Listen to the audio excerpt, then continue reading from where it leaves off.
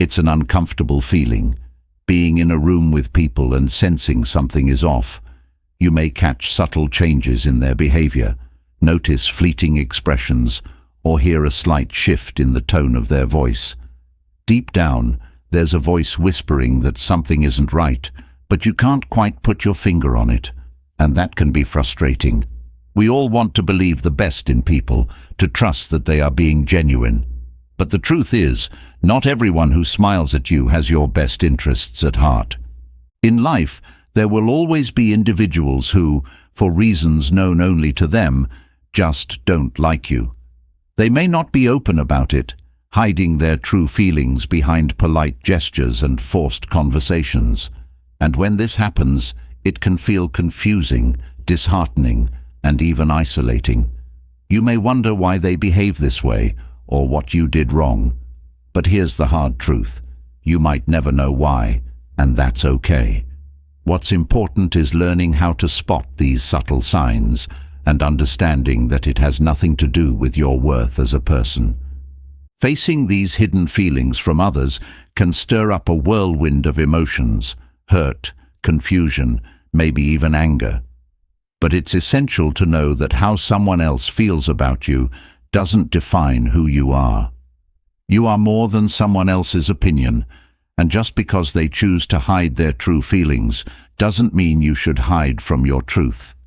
You have the power to navigate these tricky situations with grace and maintain your inner peace, no matter what others think or feel. There's a freeing sense of strength that comes from recognizing when someone doesn't like you and accepting it without letting it control you. Think of the times when you've wondered, did I say something wrong? Did I offend them? That self-doubt can quickly take over, leading you to second-guess your actions, your words, and even your personality. But there is a better way, a way to rise above these unspoken judgments and not let them shape your self-perception. We've all been taught, from a young age, to be likable, to fit in, to mold ourselves into what others expect or want. But there comes a point in life when trying to gain everyone's approval becomes exhausting and, frankly, unnecessary. The truth is, not everyone is going to like you, and that's okay. It's not your job to please everyone or to adjust yourself to meet someone else's unspoken expectations. What truly matters is staying true to who you are and maintaining your integrity, even when others may try to subtly pull you down. When you start to become aware of the subtle ways people may show their dislike, whether through body language, words left unsaid, or actions that contradict their outward friendliness, you begin to gain clarity. You see that their behavior is not a reflection of your value, but rather a mirror of their own issues, biases, or insecurities. And that's where the shift happens. Instead of focusing on how to win them over or figure out what went wrong, you focus on keeping your inner balance and moving forward with confidence. It's natural to want to be liked, to be accepted, to feel like we belong. Human connections are vital, and being part of a community is deeply ingrained in us. But when someone tries to hide their dislike, when they pretend to care or act polite while keeping their true feelings hidden, that connection becomes fragile. You may feel the strain, sense the tension, and yet still try to ignore it, hoping it will disappear. But pretending that everything is fine can be more draining than simply facing the truth. There's a beautiful strength that comes with being able to see through the facade without letting it harm you. To acknowledge that someone's feelings, whether they are being honest about them or not, do not dictate your worth or your happiness. You have the power to control how you react, how you move forward, and how you protect your inner peace. We live in a world where social rejection, in any form, can feel like a personal attack. It can sting. But here's the thing. Just because someone doesn't like you doesn't mean you are unlikable. It doesn't mean you need to change who you are. It simply means that for whatever reason, often reasons that have nothing to do with you, that person has made their decision. And that's on them, not you. The key to dealing with hidden dislike isn't to obsess over it or let it drain your energy. Instead, it's about recognizing it for what it is and choosing to rise above it. It's about finding comfort in who you are, even when others don't see it. It's about not needing external approval to feel validated. When you learn to stand strong in your own sense of self, the opinions of others lose their power. Imagine a life where the subtle cues of someone's disapproval no longer shake you, where you no longer waste time trying to decode someone's half-hearted smile or awkward silence, where you can walk away from a conversation knowing that regardless of what they think of you, you are still whole, still worthy, and still deserving of love and respect. That's the freedom you can achieve. You don't have to be liked by everyone. You don't need to figure out every hidden emotion or understand why someone is pretending to care when they don't. What you need is to stay grounded in yourself, to protect your energy, and to keep moving forward. One of the most empowering things you can do is to stop seeking approval from others, especially those who don't genuinely care for you. Seek approval from within. When you look inward and cultivate self-worth, you'll find that what others think of you holds far less weight. Their hidden dislike becomes less of a burden and more of a passing cloud, something you notice but don't let affect your sunshine. So, as you navigate through the complexities of human interactions, remember that not everyone will show their true feelings. Some will hide their dislike, using smiles or small talk to mask what's really going on inside. But you don't have to be caught off guard or hurt by it. With the right mindset, you can see through the mask and remain unfazed, standing firm in the knowledge that you are enough, just as you are. In the end, life is too short to waste on those who can't see your worth. Focus on the people who value you, who lift you up, and who bring positivity into your life. They are the ones who matter. And as for those who don't, let them go. Let their hidden feelings remain hidden, because you've got better things to focus on, like your own growth, happiness, and peace. In this journey, you will encounter people who try to hide their true feelings, but now you're equipped to handle it with grace. You're prepared to face it head-on, not with confrontation, but with quiet confidence, knowing that their opinion is just that, an opinion. And it doesn't define you. You define you. This is your life, your story, and you are the author of how it unfolds. So, let go of the need to be liked by everyone. Focus on being true to yourself and watch as your inner peace becomes unshakable. Body language speaks louder than words, and in most cases, it reveals the truth that someone's words are trying to hide. While someone may smile politely or engage in small talk, their subtle physical actions often tell a different story. A slight turn of the body, a fleeting frown, or an almost imperceptible tightening of the lips. All these signs can hint at underlying feelings of discomfort or dislike. These gestures, though often unnoticed, are powerful indicators of how someone truly feels. When you become attuned to these hidden signals, you gain insight into the emotions that lie beneath the surface, even when the other person is trying to keep them hidden. The eyes, often referred to as the windows to the soul, reveal far more than we realize. When someone doesn't like you, their eye contact changes. It may be too little or too much, either avoiding your gaze completely or holding it in a way that feels confrontational. The lack of natural, comfortable eye contact can create a sense of unease. A person who dislikes you might frequently glance away, look past you, or refuse to meet your eyes during a conversation. Their discomfort with maintaining eye contact is their subconscious way of distancing themselves, of hiding the discomfort they feel in your presence. Facial expressions are another powerful clue.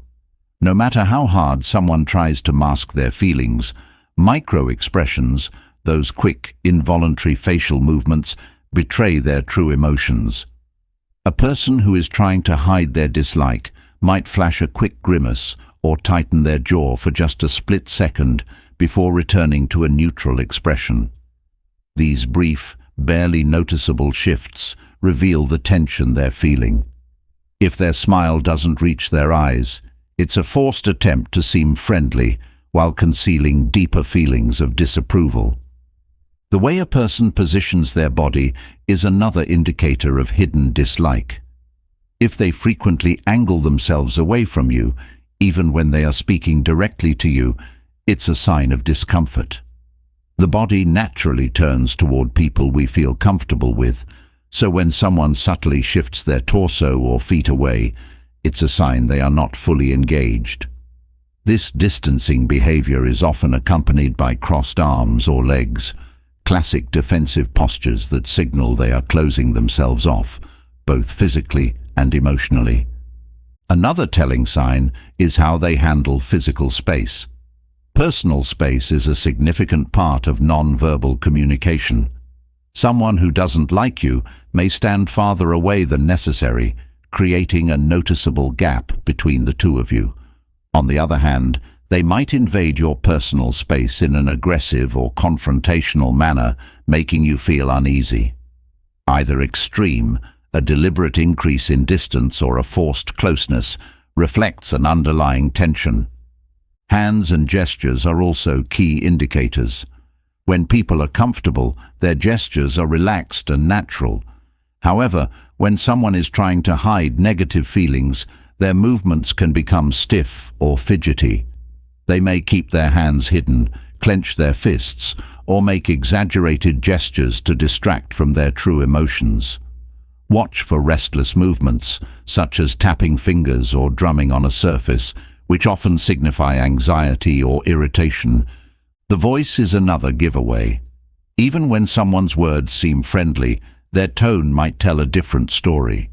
If their tone is flat, cold, or lacks the warmth usually associated with genuine interaction, it's a sign that their words are not aligning with their true feelings. A person trying to hide their dislike might speak in a clipped or overly formal manner, avoiding the natural flow of conversation. Listen for subtle changes in pitch, speed, or volume. These variations can reveal frustration, impatience, or irritation that they are trying to suppress. Laughing, or rather, the absence of it, can also signal dislike. When someone enjoys your company, they laugh easily, even at small jokes. But when there's tension, laughter feels forced or doesn't happen at all. If you notice someone responding to humor with a tight-lipped smile or a quick, dismissive chuckle, it's a sign that they are not truly engaged. Their lack of genuine amusement reveals a deeper disinterest or discomfort in your presence. Even the way someone listens, or doesn't, can be a sign. A person who dislikes you might seem distracted, offering only half-hearted responses. They may cut you off mid-sentence or show little interest in what you're saying. Their focus drifts, and they might look at their phone or glance around the room, clearly uninterested in the conversation. This lack of active listening signals that they are mentally and emotionally disconnected from the interaction. You may also notice subtle shifts in breathing. When someone is comfortable, their breathing is steady and calm. But when they feel uneasy, their breathing may become shallow or irregular. If they're trying to hide their discomfort, they might take deep breaths in an attempt to stay calm. However, this forced control of their breathing can often come off as exaggerated or strained, hinting at the tension they're trying to suppress. Even small physical gestures, like brushing lint off their clothes or repeatedly fixing their hair, can be signs that someone is uncomfortable. These self-soothing actions are often subconscious attempts to regain control or distract themselves from the discomfort of the situation. If someone frequently engages in these behaviors around you, it's likely they are feeling uneasy and are trying to manage their hidden emotions. Pacing or restlessness is another key sign. If someone feels trapped in a situation where they are trying to conceal their dislike, they may become increasingly fidgety. This can manifest as shifting their weight from foot to foot, frequently adjusting their seat or moving their legs. These behaviors are a physical manifestation of their inner turmoil, showing that they want to escape the situation but are trying to keep their feelings hidden. The way someone uses silence can also be revealing. Awkward or prolonged pauses in conversation are often a sign that something is amiss. When someone feels uncomfortable or doesn't like you, they may allow the conversation to lag, offering little to no effort to keep it going. The silence becomes a form of passive resistance, a way to distance themselves without explicitly saying anything negative. A change in someone's level of engagement with you can also be a clue.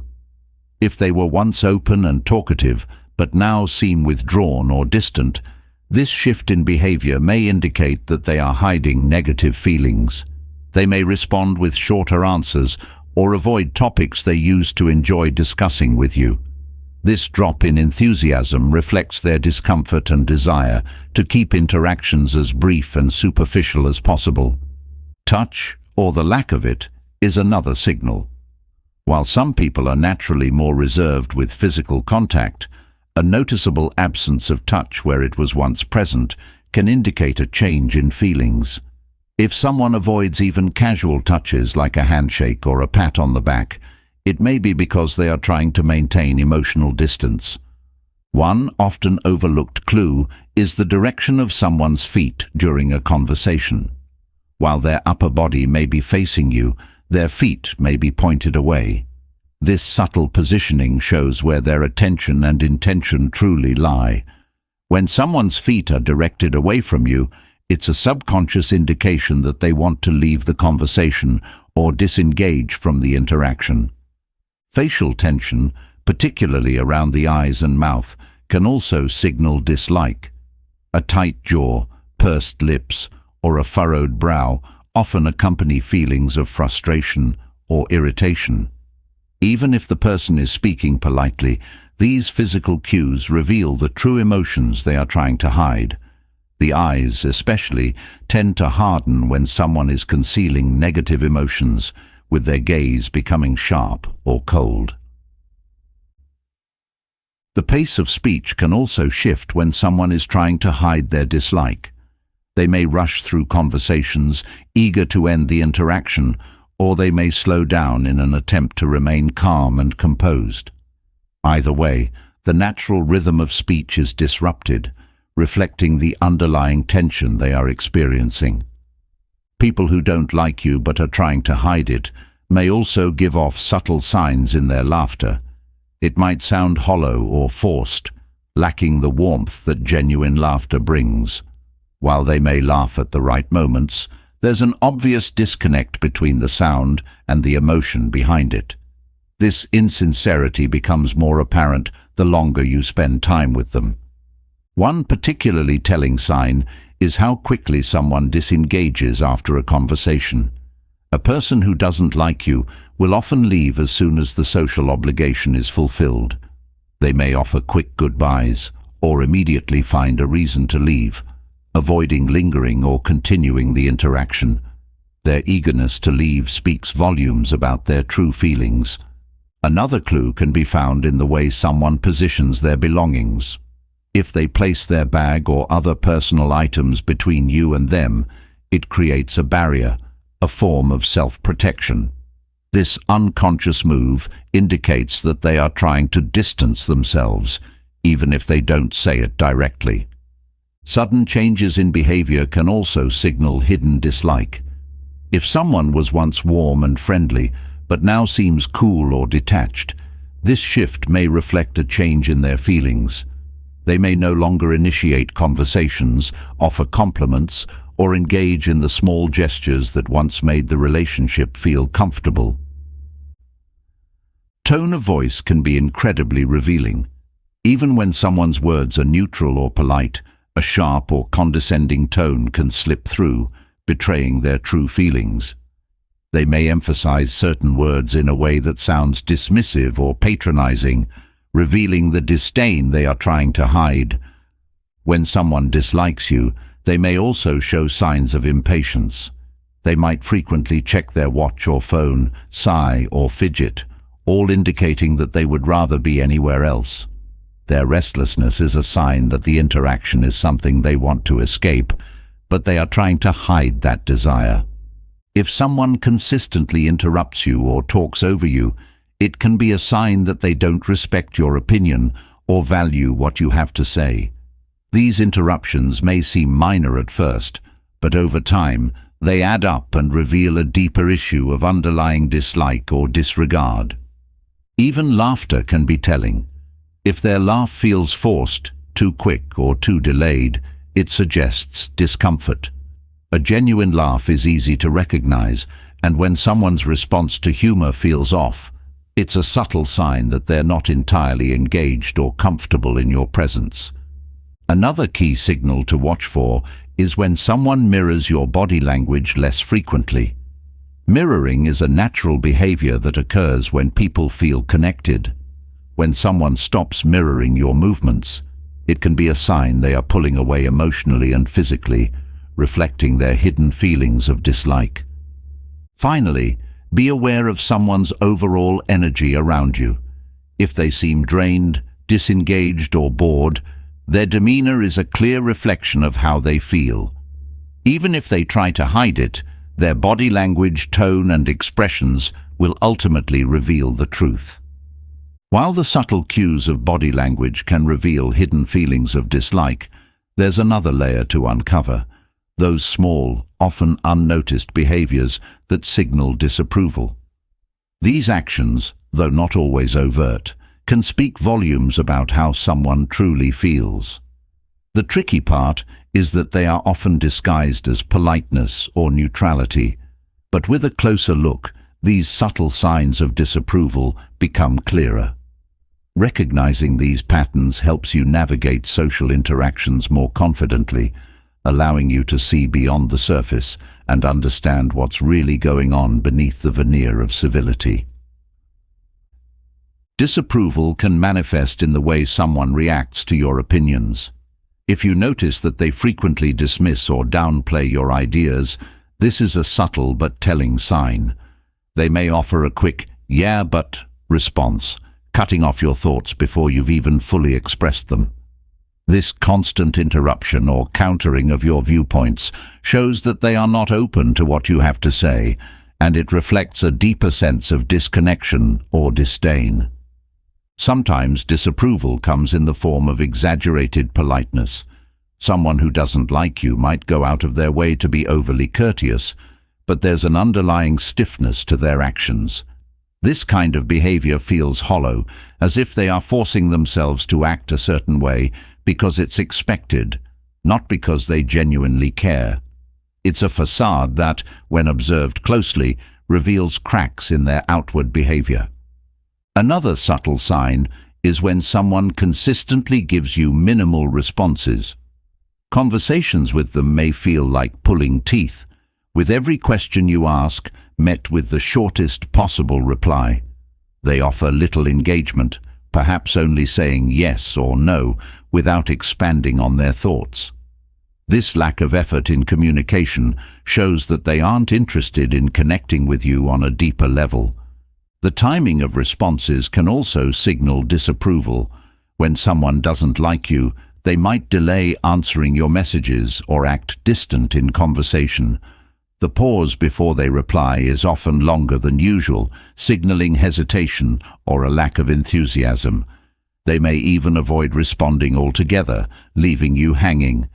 This reluctance to engage is a clear sign that they're not invested in the relationship. People who disapprove of you may also show a lack of support in group settings. They might fail to back you up when you share an idea or brush off your contributions as unimportant. This can be subtle, like nodding their head without genuine enthusiasm or avoiding eye contact while you speak. Their indifference, especially when others are involved, highlights their disapproval and reluctance to validate your opinions or contributions. Disapproval can also appear in how someone reacts to your success. Instead of celebrating your achievements, they might offer backhanded compliments or downplay your wins. These comments often sound polite on the surface but are laced with subtle digs or dismissals, making you feel as though your accomplishments don't really matter. This passive-aggressive behavior is a strong indicator that they are not as happy for you as they may claim. Another way people express disapproval is through their tone of voice. Even if their words seem neutral, the tone can carry a hint of annoyance, sarcasm, or coldness. Their voice may lack warmth or enthusiasm, and you'll notice a disconnect between their verbal content and the emotion behind it. This shift in tone is their way of conveying that they're not as friendly or supportive as they want you to believe. When someone disapproves of you, they might also avoid physical proximity.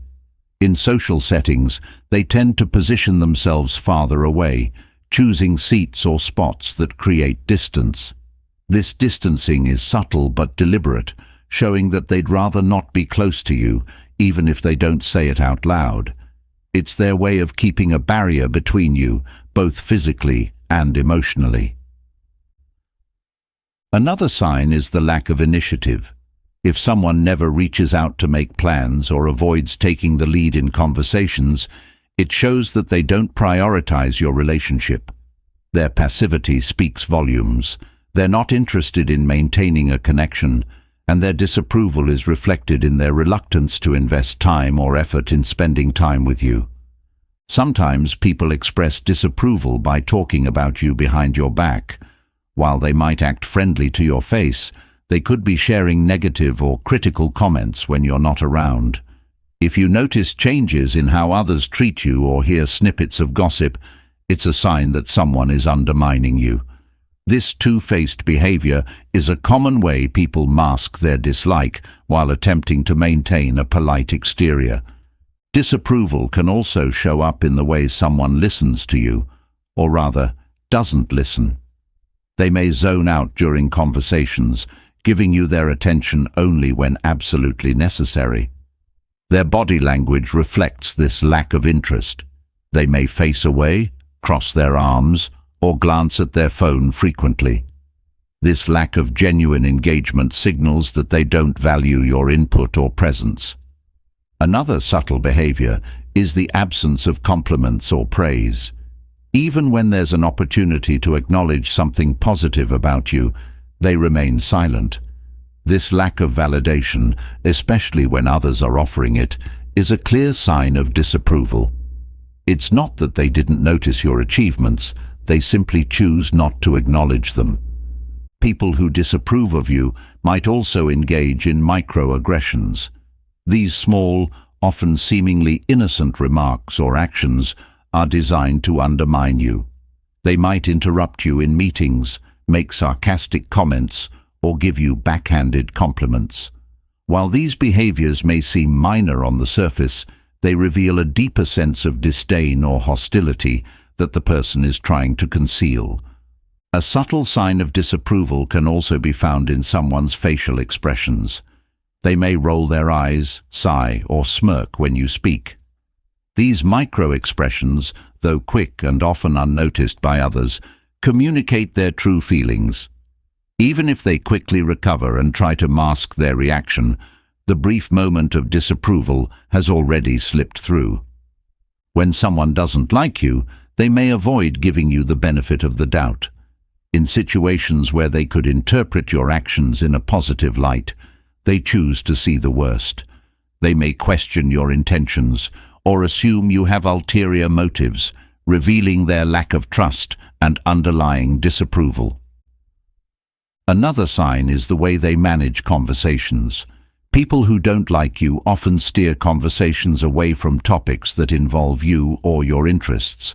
They'll quickly shift the focus onto themselves or others, avoiding any deeper engagement with you.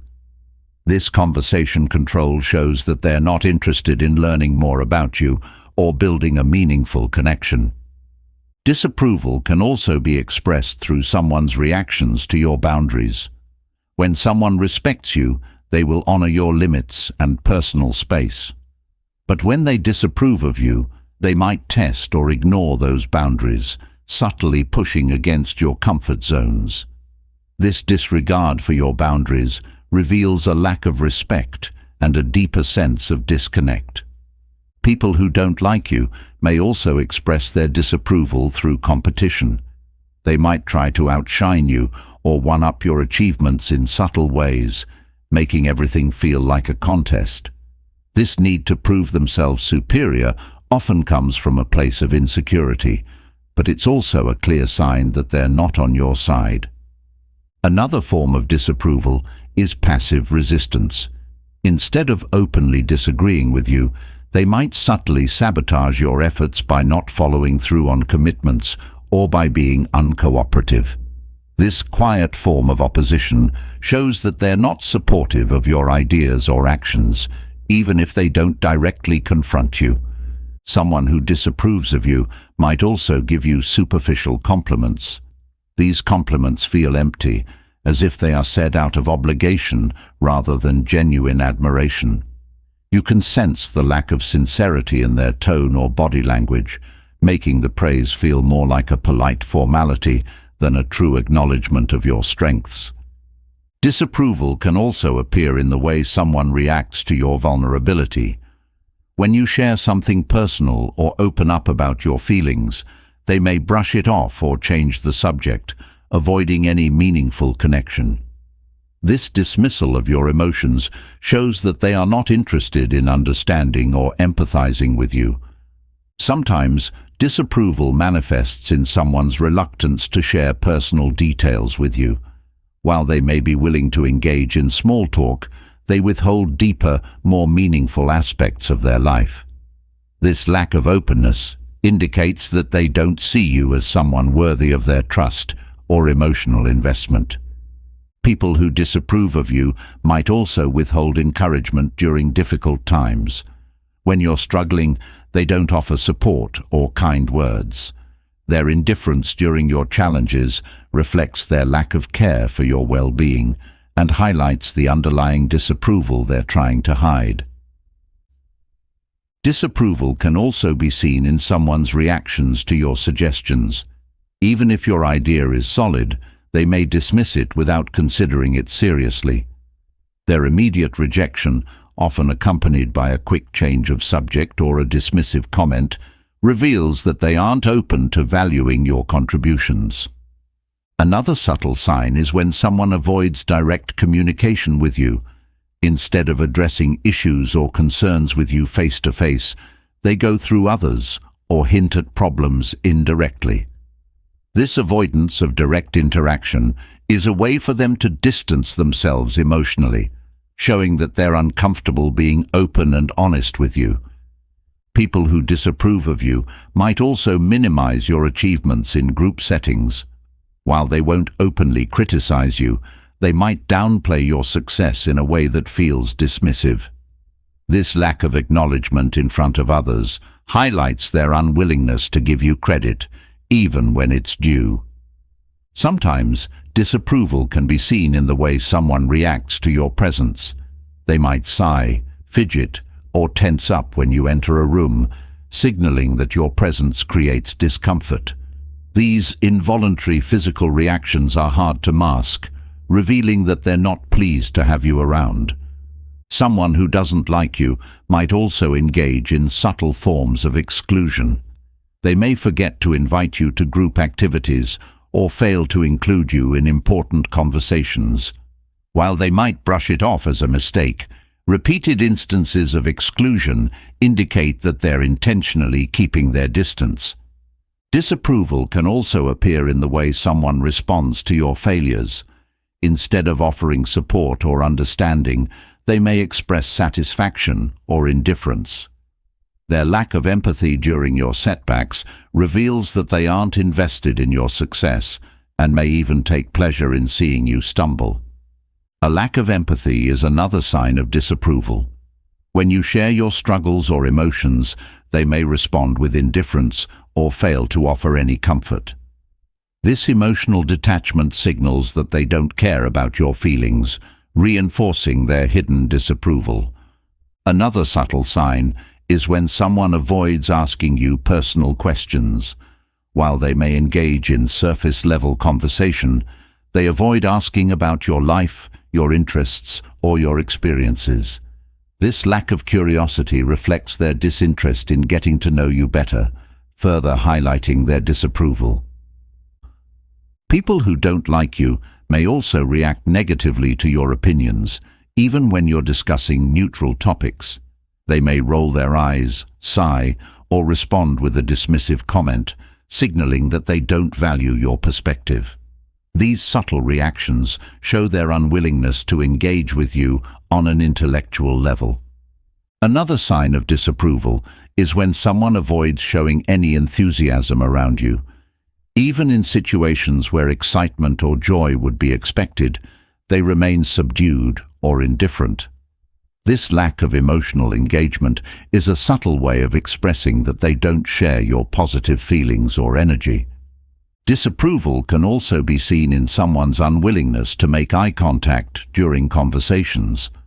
While avoiding eye contact can be a sign of discomfort, consistently refusing to meet your gaze shows that they're trying to distance themselves from you emotionally. This lack of connection reflects their deeper feelings of dislike. Another subtle clue is how someone reacts to your mistakes. Instead of offering helpful feedback or encouragement, they might seize the opportunity to criticize or belittle you. Their focus on your faults rather than your efforts reveals their underlying disapproval. People who disapprove of you might also respond with sarcasm or passive-aggressive comments. While their words may seem light-hearted, there's a sharpness to them that hints at deeper resentment. This sarcastic tone is a way for them to express their negative feelings without openly confronting you. Another form of disapproval is someone's reluctance to give you their full attention. Whether in conversation or during activities, they may frequently glance at their phone, look around the room, or seem distracted. This lack of focus signals that they don't value your time or presence. Finally, disapproval can be seen in someone's failure to celebrate your milestones. Whether it's a promotion, a birthday, or another achievement, they offer little to no acknowledgement. Their lack of celebration reflects their unwillingness to support your happiness or success, highlighting the disapproval they are trying to conceal. As you begin to notice the subtle signs of disapproval from others, it's easy to feel weighed down by the negative energy directed your way. Dislike, whether hidden or open, can take an emotional toll. But what if there was a way to shield yourself from these feelings? A way to rise above the judgments and disapprovals of others? Stoicism, a philosophy rooted in ancient wisdom, offers this powerful approach. It doesn't promise to change how people feel about you, but it teaches you how to remain unaffected by their negativity. By mastering your reactions, you gain freedom from the emotional turmoil others may try to impose on you. When people dislike you, it can be tempting to react emotionally, to defend yourself, or even change who you are in an attempt to win their favor. But Stoicism teaches that true strength lies in maintaining control over your own mind, not in trying to control the opinions of others.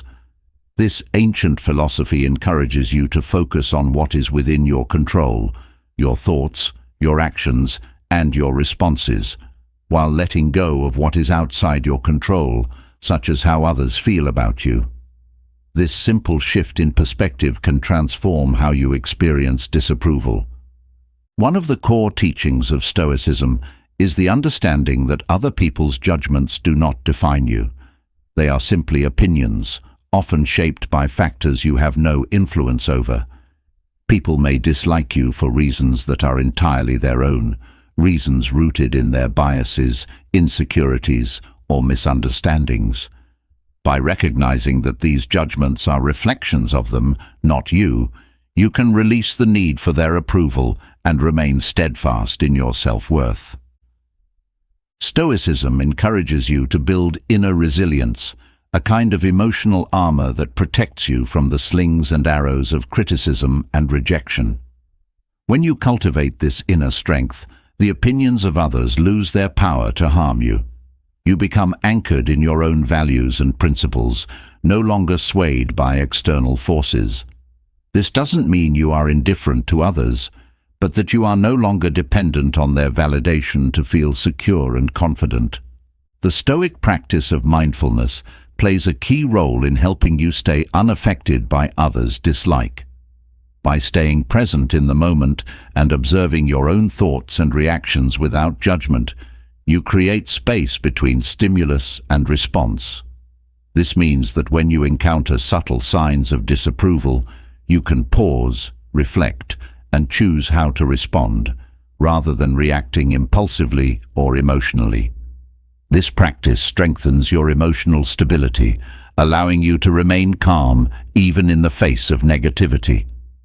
Another fundamental Stoic principle is the idea of focusing on your character rather than your reputation. Reputation is how others perceive you, and it can fluctuate based on factors outside your control. Character, however, is entirely within your power to cultivate. By focusing on being the best version of yourself, grounded in integrity, wisdom, and virtue, you free yourself from the anxiety of trying to manage how others see you. The approval or disapproval of others becomes irrelevant when you are confident in your own values. Stoicism also teaches the importance of detachment from outcomes. When others dislike you, the natural tendency is to want to fix it, to smooth things over, or to change their mind. But this desire for control over the situation only leads to frustration. Stoicism reminds you that you cannot control how others think or feel, only how you respond to it. By letting go of the need to change others, you free yourself from the burden of their judgments and allow yourself to remain centered in peace. One of the greatest gifts Stoicism offers is the ability to maintain equanimity in the face of adversity. Whether it's a minor slight or a deeper rejection, Stoic philosophy teaches that your emotional well-being is in your hands. By learning to view challenges as opportunities for growth and self-reflection, you turn disapproval into a tool for your own development. Instead of taking offense or becoming defensive, you can use the experience to strengthen your emotional resilience and deepen your understanding of yourself. When others dislike you, it's easy to internalize their negativity and start questioning your own worth. But Stoicism offers a counter to this: self-reflection rooted in objectivity. Rather than letting others' opinions shape your self-image, you can take a step back and evaluate your actions through the lens of reason and virtue. This allows you to maintain a clear and balanced perspective, acknowledging where you might improve without letting external disapproval cloud your judgment. The Stoics believed that external events, including how others treat you, are neither good nor bad in themselves. It is your interpretation of these events that gives them meaning. When you encounter disapproval, you have the power to choose how you interpret it. Instead of seeing it as a personal attack, you can choose to see it as neutral, or even as a chance to practice patience, humility, and resilience. This shift in mindset allows you to remain unaffected by negativity and stay focused on what truly matters: your own growth and well-being. Stoicism also teaches the value of acceptance. People will dislike you, and that's a reality you cannot change. But instead of resisting this truth, Stoicism encourages you to accept it with grace. By accepting that disapproval is a part of life, you free yourself from the frustration and pain of trying to fight against it. This acceptance doesn't mean resignation. It means acknowledging the situation for what it is, without letting it disturb your peace. At the heart of Stoicism is the idea that your worth is inherent, not dependent on the opinions of others. Whether someone likes or dislikes you is irrelevant to your intrinsic value as a person. This realization is incredibly empowering because it places the responsibility for your self-worth squarely in your own hands. No longer do you need to seek validation from others. You can find it within yourself, rooted in your own understanding of your values and principles. A key practice in Stoicism is to remain indifferent to praise and criticism alike. Both are external judgments, and neither should affect your sense of self. When you learn to treat compliments and criticisms with the same level of detachment, you create a stable foundation that cannot be shaken by the changing opinions of others. This allows you to remain grounded and focused, regardless of how people around you may feel about you.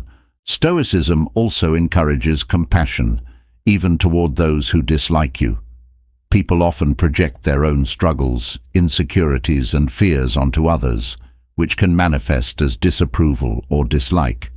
Instead of responding with anger or resentment, Stoicism teaches you to respond with understanding and empathy. By recognizing that others' negative behavior often stems from their own suffering, you can rise above the conflict and maintain your inner peace. Another Stoic practice is premeditatio malorum, or the premeditation of evils. This involves mentally preparing yourself for the possibility of disapproval or rejection, so when it happens, you are not caught off guard. By anticipating these negative reactions, you can approach them with calm acceptance, knowing that they are a natural part of life. This practice helps you stay emotionally balanced, even when faced with challenges. The Stoics also believed in focusing on your intentions rather than the outcome. When others dislike you, it can be easy to get caught up in trying to change their mind or fix the situation. But Stoicism teaches that the only thing you can control is your own actions. If your intentions are rooted in kindness, honesty, and integrity, then you can rest assured that you are living in accordance with your values, regardless of how others perceive you. Stoicism encourages you to practice self-control, especially in the face of negativity. When someone expresses disapproval, your first instinct may be to react defensively or emotionally. But by practicing self-discipline and mastering your impulses, you can respond in a way that reflects your true character, rather than being swayed by the emotions of the moment. This self-control is a powerful tool for maintaining your dignity and composure in difficult situations. Another important aspect of Stoicism is the idea of focusing on the present moment. When someone dislikes you, it's easy to dwell on past interactions or worry about future encounters. But Stoicism teaches that the only moment that matters is the present. By staying focused on the here and now, you can prevent your mind from spiraling into anxiety or regret, allowing you to handle the situation with clarity and calm. Stoicism also teaches the value of humility. When others dislike you, it can be a humbling experience, reminding you that you are not perfect and that you cannot control how others feel. Instead of letting this realization bring you down, Stoicism encourages you to embrace humility as a path to self-improvement. By accepting your flaws and acknowledging that you are a work in progress, you can use the experience of disapproval to grow as a person. The Stoic practice of journaling can also be incredibly helpful when dealing with disapproval. By writing down your thoughts and feelings, you create a space for self-reflection and clarity. This process allows you to untangle the emotional knots that come with rejection and gain a clearer perspective on the situation. Journaling can help you see where you might have contributed to the conflict, while also reminding you of your inner strength and resilience. Another Stoic principle that can help you stay unaffected by others' dislike is the practice of gratitude. Even when faced with disapproval, there are still many things in your life to be thankful for. By shifting your focus away from the negativity of others and toward the positive aspects of your life, you can cultivate a sense of contentment and peace. Gratitude acts as a buffer against the emotional impact of rejection, reminding you that there is always something good to hold on to. Stoicism also encourages you to take a broader view of life. In the grand scheme of things, the disapproval of one person or even a group of people is insignificant. Life is vast, and the opinions of others are fleeting. By keeping this broader perspective in mind, you can prevent yourself from getting bogged down by the temporary negativity of others. This allows you to stay focused on what truly matters, your own path and purpose. Another valuable Stoic practice is the daily reflection on your actions. At the end of each day, take a moment to review how you handled interactions with others, particularly those who may have expressed disapproval. Reflect on whether you stayed true to your values and where you might improve. This practice of self-assessment helps you stay grounded in your principles, allowing you to grow stronger with each experience. Stoicism also teaches the power of accepting impermanence. Just as the opinions of others can change, so too can your own emotions. When someone dislikes you, the hurt or frustration you feel may seem overwhelming in the moment, but it will eventually fade. By accepting that feelings are temporary, you can find comfort in knowing that this period of disapproval is just a small part of your larger journey. Another important Stoic lesson is to focus on what truly matters: your own integrity, wisdom, and personal growth. When someone dislikes you, it's easy to get caught up in the drama or to feel hurt by their rejection. But Stoicism reminds you to keep your focus on what is most important, living a life of virtue and purpose. By staying true to yourself, you can weather the storm of disapproval without losing sight of your goals. Stoicism also teaches the importance of practicing forgiveness. When someone expresses dislike or disapproval, it's natural to feel hurt or angry. But holding on to resentment only harms you in the long run. By practicing forgiveness, you free yourself from the emotional burden of the conflict, allowing you to move forward with a clear mind and a peaceful heart. Forgiveness doesn't mean excusing bad behavior. It means letting go of the need for retribution and choosing peace instead. Finally, Stoicism encourages you to cultivate inner peace. When others dislike you, it can feel destabilizing, as though your sense of self is being threatened. But Stoicism teaches that true peace comes from within, not from external circumstances. By cultivating a strong inner foundation through mindfulness, self-reflection, and virtue, you can remain calm and centered, no matter what others think or say. In the end, Stoicism offers a powerful path to staying unaffected by others' dislike. It reminds you that your worth is not determined by external approval, but by your own actions and principles. By practicing mindfulness, self-control, and acceptance, you can rise above the negativity of others and remain grounded in your own truth. Having developed the emotional strength to remain unaffected by others' disapproval, it's essential to delve deeper into understanding why some people may pretend to like you.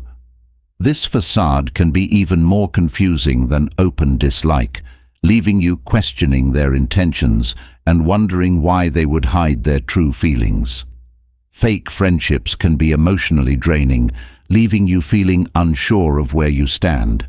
But these superficial connections often have deeper psychological roots that reveal more about the person pretending than they do about you. Understanding why people engage in such behavior can give you clarity and help you protect your emotional well-being. When someone pretends to like you, they may be motivated by fear of confrontation, fear of judgment, or fear of being seen as unkind. For many, it's easier to maintain a false sense of harmony rather than risk the discomfort of expressing their true feelings. People often choose to wear masks in social situations to avoid awkwardness or conflict, especially if they are unsure of how their honesty will be received. This avoidance of confrontation leads to shallow relationships that lack authenticity. There's also a strong societal pressure to be likable. We are taught from a young age that it's important to get along with others, even when we don't genuinely like them. This pressure creates a culture of superficial pleasantries where people pretend to like each other to avoid being seen as rude or difficult. In this context, maintaining a fake friendship becomes a way to fit in, to avoid rocking the boat, and to preserve a sense of social acceptance. The fear of being judged for not liking someone often outweighs the desire for honesty. In some cases, people pretend to like others because they feel they can gain something from the relationship. This could be professional advancement, social status, or even just the comfort of having someone to turn to when they need something. These transactional relationships are not built on genuine affection, but rather on what the person can extract from the connection. They may smile, nod, and act friendly, but their underlying motivation is self-serving, using the relationship as a means to an end. In other instances, people might not even be fully aware that they are faking their friendship. They might go through the motions of being kind or engaging in small talk without consciously realizing that they don't actually like the person. This often stems from a desire to avoid introspection or uncomfortable truths about their feelings. They might tell themselves they're being polite or courteous, all while avoiding the deeper realization that their connection is insincere. Sometimes, fake friendships are maintained out of convenience. Perhaps the person has known you for years, or you're part of the same social circle, and ending the relationship would create discomfort or isolation. Rather than confront the fact that the friendship has become shallow or one-sided, they choose to keep up appearances. This allows them to maintain a sense of stability, even if it's built on a false foundation. There's also an element of social survival in some fake friendships. In certain environments, whether in the workplace, in school, or within a tight-knit community, keeping up the appearance of friendliness can be a strategic move. People may feel that pretending to like someone is necessary to avoid being ostracized or to secure their place within a group. This kind of behavior is often driven by a fear of exclusion, and while it may seem calculated, it's rooted in a basic human need for belonging. Another reason people pretend to like others is the fear of being disliked themselves. It's easier to pretend that everything is fine than to admit that there's friction in the relationship. By acting as though they like you, they may be hoping to avoid rejection or conflict. This avoidance is often a defense mechanism, shielding them from the vulnerability of expressing true feelings. They may believe that pretending to like you will protect them from facing the discomfort of being disliked in return. In some cases, people pretend to like others because they don't want to appear judgmental. They may feel conflicted between their personal feelings and the societal expectation to be kind and non-judgmental. To resolve this inner tension, they mask their true emotions, offering polite conversation and fake smiles, even though they don't genuinely connect with the other person. This behavior often stems from a desire to appear morally superior or above petty judgments, even when they are, in fact, making them. Jealousy can also play a role in fake friendships. Someone may pretend to like you while secretly resenting your success, happiness, or abilities. They may engage in small talk or offer compliments, but beneath the surface, they are envious of what you have. This type of fake friendship can be particularly toxic because the person may act supportive while harboring feelings of inadequacy or bitterness. Their interactions with you become a performance designed to mask their true emotions while keeping up appearances. Another reason people might pretend to like you is because of social norms that dictate how we should behave in certain situations. In many cultures, there's an expectation to be polite and agreeable, even when you don't feel that way. This creates a pressure to conform, leading people to act as though they like you simply because that's what's expected of them. They might not feel a strong connection, but societal rules push them to maintain a facade of friendliness. Some fake friendships are maintained because of shared circumstances. You might work together, have mutual friends, or be part of the same community, making it difficult to distance yourself without creating waves.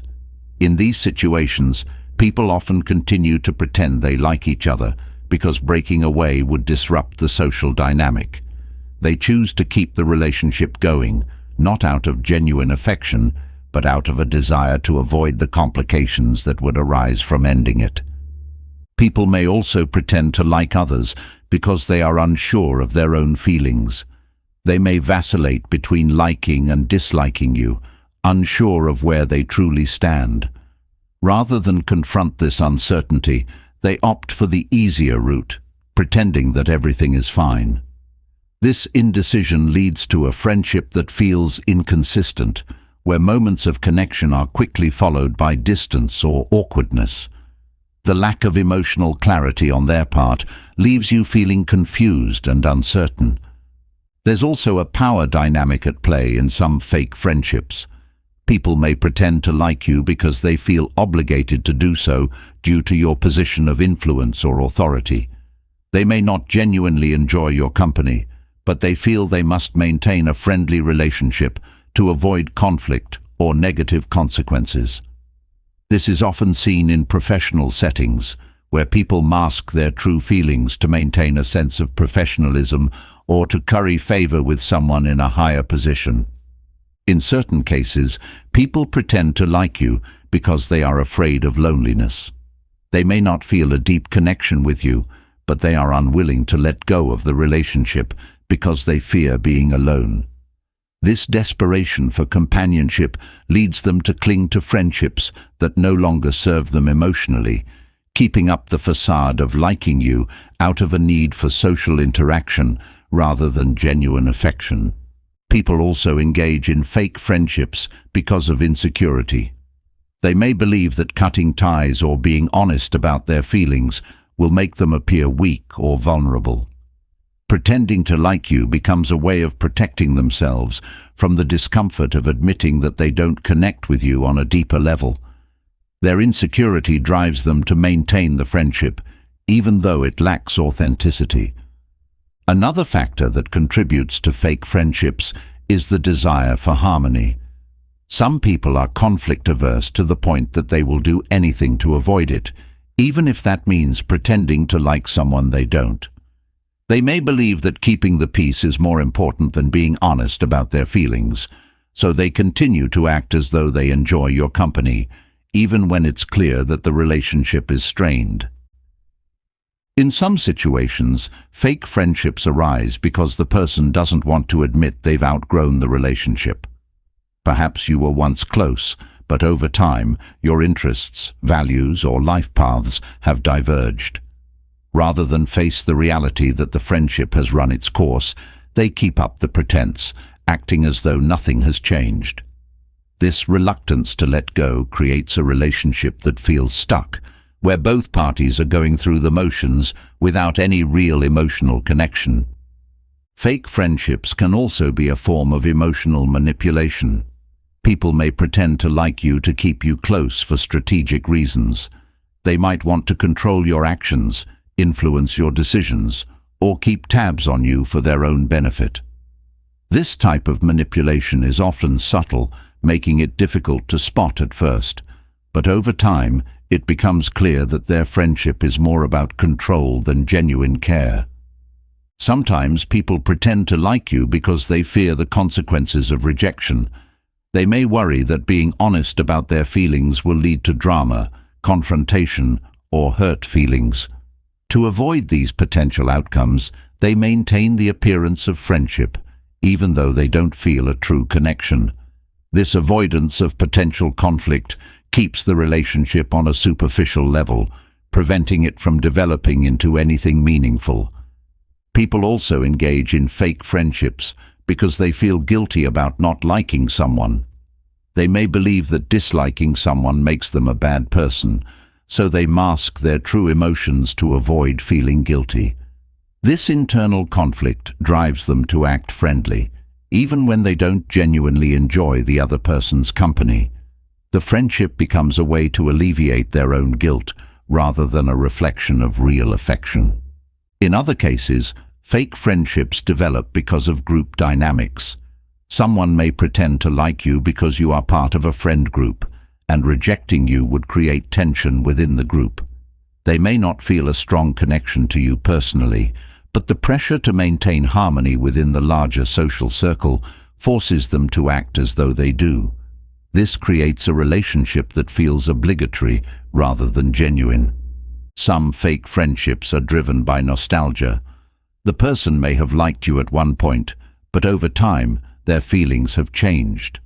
Rather than confront this shift, they hold on to the relationship out of a sense of loyalty to the past. They pretend to like you in the present because they once valued the friendship, even though their current feelings don't align with that sentiment. People may also fake friendships because they are uncomfortable with vulnerability. Opening up and being honest about their feelings requires a level of emotional courage that they may not possess. Instead of admitting that they don't like you, they hide behind a mask of friendliness, avoiding the deeper conversations that would expose their true emotions. This creates a friendship that feels surface level, where important topics are left unspoken. Another reason people pretend to like others is because they want to avoid hurting feelings. They may genuinely care about you as a person, but don't feel a strong connection. Rather than risk causing pain by admitting their true feelings, they continue to act friendly. This desire to protect you from hurt leads them to maintain a friendship that lacks authenticity, even though their intentions may be kind. Some fake friendships are born out of obligation. The person may feel that they should like you because of a shared history, family connection, or mutual friends. They may not feel a deep bond, but the weight of obligation keeps them tied to the relationship. They act as though they like you because it's what's expected of them, not because they genuinely enjoy the friendship. There's also a cultural component to some fake friendships. In certain cultures, direct confrontation or expressing dislike is considered impolite. People are taught to prioritize social harmony over individual feelings, leading them to maintain relationships they don't genuinely value. This cultural expectation creates an environment where fake friendships thrive, as people prioritize appearances over honesty. Another form of fake friendship occurs when someone is trying to maintain a sense of superiority. They may pretend to like you while secretly feeling better than you. This condescending form of friendship is built on a sense of ego, where the person enjoys the feeling of being in control or having power over the relationship. Their friendliness is a way to mask their true feelings of superiority. People may also pretend to like you because they don't want to admit failure. They may have invested time and energy into the relationship, and admitting that it's not working feels like a personal failure. Rather than face this reality, they keep up the pretense, convincing themselves that the friendship is still worth maintaining even when the emotional connection has faded. In some cases, fake friendships are maintained because of a shared identity. Perhaps you belong to the same group or organization, and the person feels that they must like you because of this shared affiliation. They act friendly to maintain the illusion of unity, even if they don't feel a personal connection. This type of relationship is often built on a sense of duty rather than genuine affection. Finally, people may pretend to like you because they fear losing social capital. Friendships often come with social benefits, and cutting ties could mean losing access to certain opportunities or networks. In this case, the person keeps up the appearance of liking you to maintain their social standing, even if the emotional bond isn't there. This strategic form of friendship is more about maintaining status than building a meaningful connection. Having explored the intricate reasons behind fake friendships, it's clear that dealing with rejection, whether open or subtle, is something everyone faces at some point. Social rejection can leave lasting emotional imprints, but Stoicism provides a way to respond with strength, grace, and dignity. This philosophy offers tools that not only help you accept rejection, but also rise above it. transforming pain into personal growth. The Stoic way doesn't focus on avoiding rejection, but on navigating through it without losing your sense of self-worth. One of the first lessons Stoicism teaches in the face of social rejection is recognizing that it's out of your control. You cannot dictate how others feel about you or change their perceptions. People will make decisions about you based on their own biases, experiences, and internal conflicts. Understanding that these opinions are beyond your influence is liberating. It allows you to stop expending energy on trying to win over everyone and to start focusing on what you can control: your own thoughts, actions, and emotions. Stoicism also encourages self-reflection, not from a place of guilt or blame, but as an opportunity to grow. When rejected, instead of internalizing it as a personal failure, use it as a moment to evaluate your own behavior and character. Ask yourself whether you've acted in accordance with your values.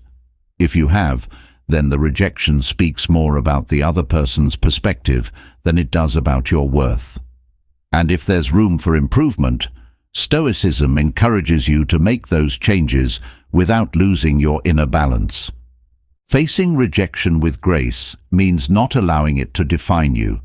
It's easy to let social rejection chip away at your self-esteem, but Stoicism teaches that your value is intrinsic and cannot be diminished by external opinions. You are not the sum of others' judgments. By grounding yourself in this belief, you build a foundation of self-worth that is unshakable even when others turn away. One of the Stoic principles that can help in handling rejection is learning to focus on your character over your reputation. Your character is shaped by your actions, intentions, and integrity, things you have full control over. Reputation, on the other hand, is how others perceive you, and it can fluctuate based on factors that have nothing to do with who you really are. By prioritizing your character and letting go of the need to protect your reputation at all costs, you free yourself from the anxiety that often comes with rejection. Social rejection often triggers emotional reactions, but Stoicism encourages you to pause before responding. It's natural to feel hurt, angry, or defensive when someone rejects you, but reacting impulsively can cause more harm than good. Stoicism teaches you to observe your emotions without being controlled by them. Acknowledge the feelings of disappointment or sadness, but don't let them dictate your response. This calmness in the face of rejection is a hallmark of dignity. Rejection can sometimes feel like a personal attack, but Stoicism reminds us that it's rarely about us as individuals. People may reject you because of their own insecurities, misunderstandings, or personal issues. By recognizing that rejection is often a reflection of the other person's struggles, you can distance yourself emotionally from the situation.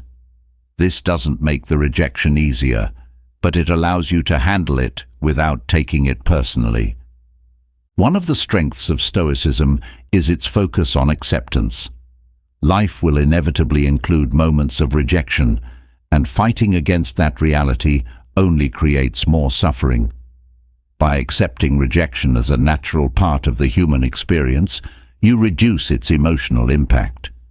This acceptance doesn't mean resigning yourself to being hurt. It means acknowledging that rejection is not a reflection of your worth, but a normal part of life's ebb and flow.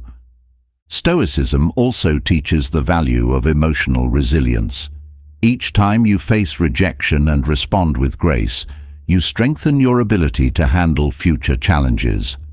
Rejection becomes less intimidating when you know that you can endure it without losing your sense of self. This resilience is not about toughening up emotionally, but about cultivating the inner peace that comes from knowing you can remain grounded even in difficult moments. Another key element of handling rejection with Stoicism is humility. It's easy to feel defensive or to blame others when rejected, but Stoicism encourages you to approach the situation with humility. Accept that you are not perfect and that rejection may offer valuable insights. Humility allows you to view rejection not as a failure, but as a potential learning experience. It also opens the door to growth, helping you move forward with greater self-awareness.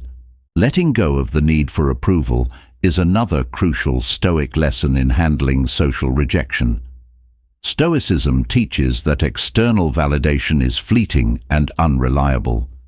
Seeking approval from others only makes you vulnerable to their changing moods and opinions. Instead, cultivate inner confidence and self-assurance. When you no longer depend on others for your sense of worth, rejection loses its power to harm you. Stoicism encourages self-compassion during times of rejection. It's easy to be hard on yourself when others reject you, but Stoicism reminds us to treat ourselves with kindness. You wouldn't harshly judge a friend going through rejection, so extend that same compassion to yourself. Be gentle with your emotions, acknowledge the pain, but also remind yourself that rejection is not a reflection of your value.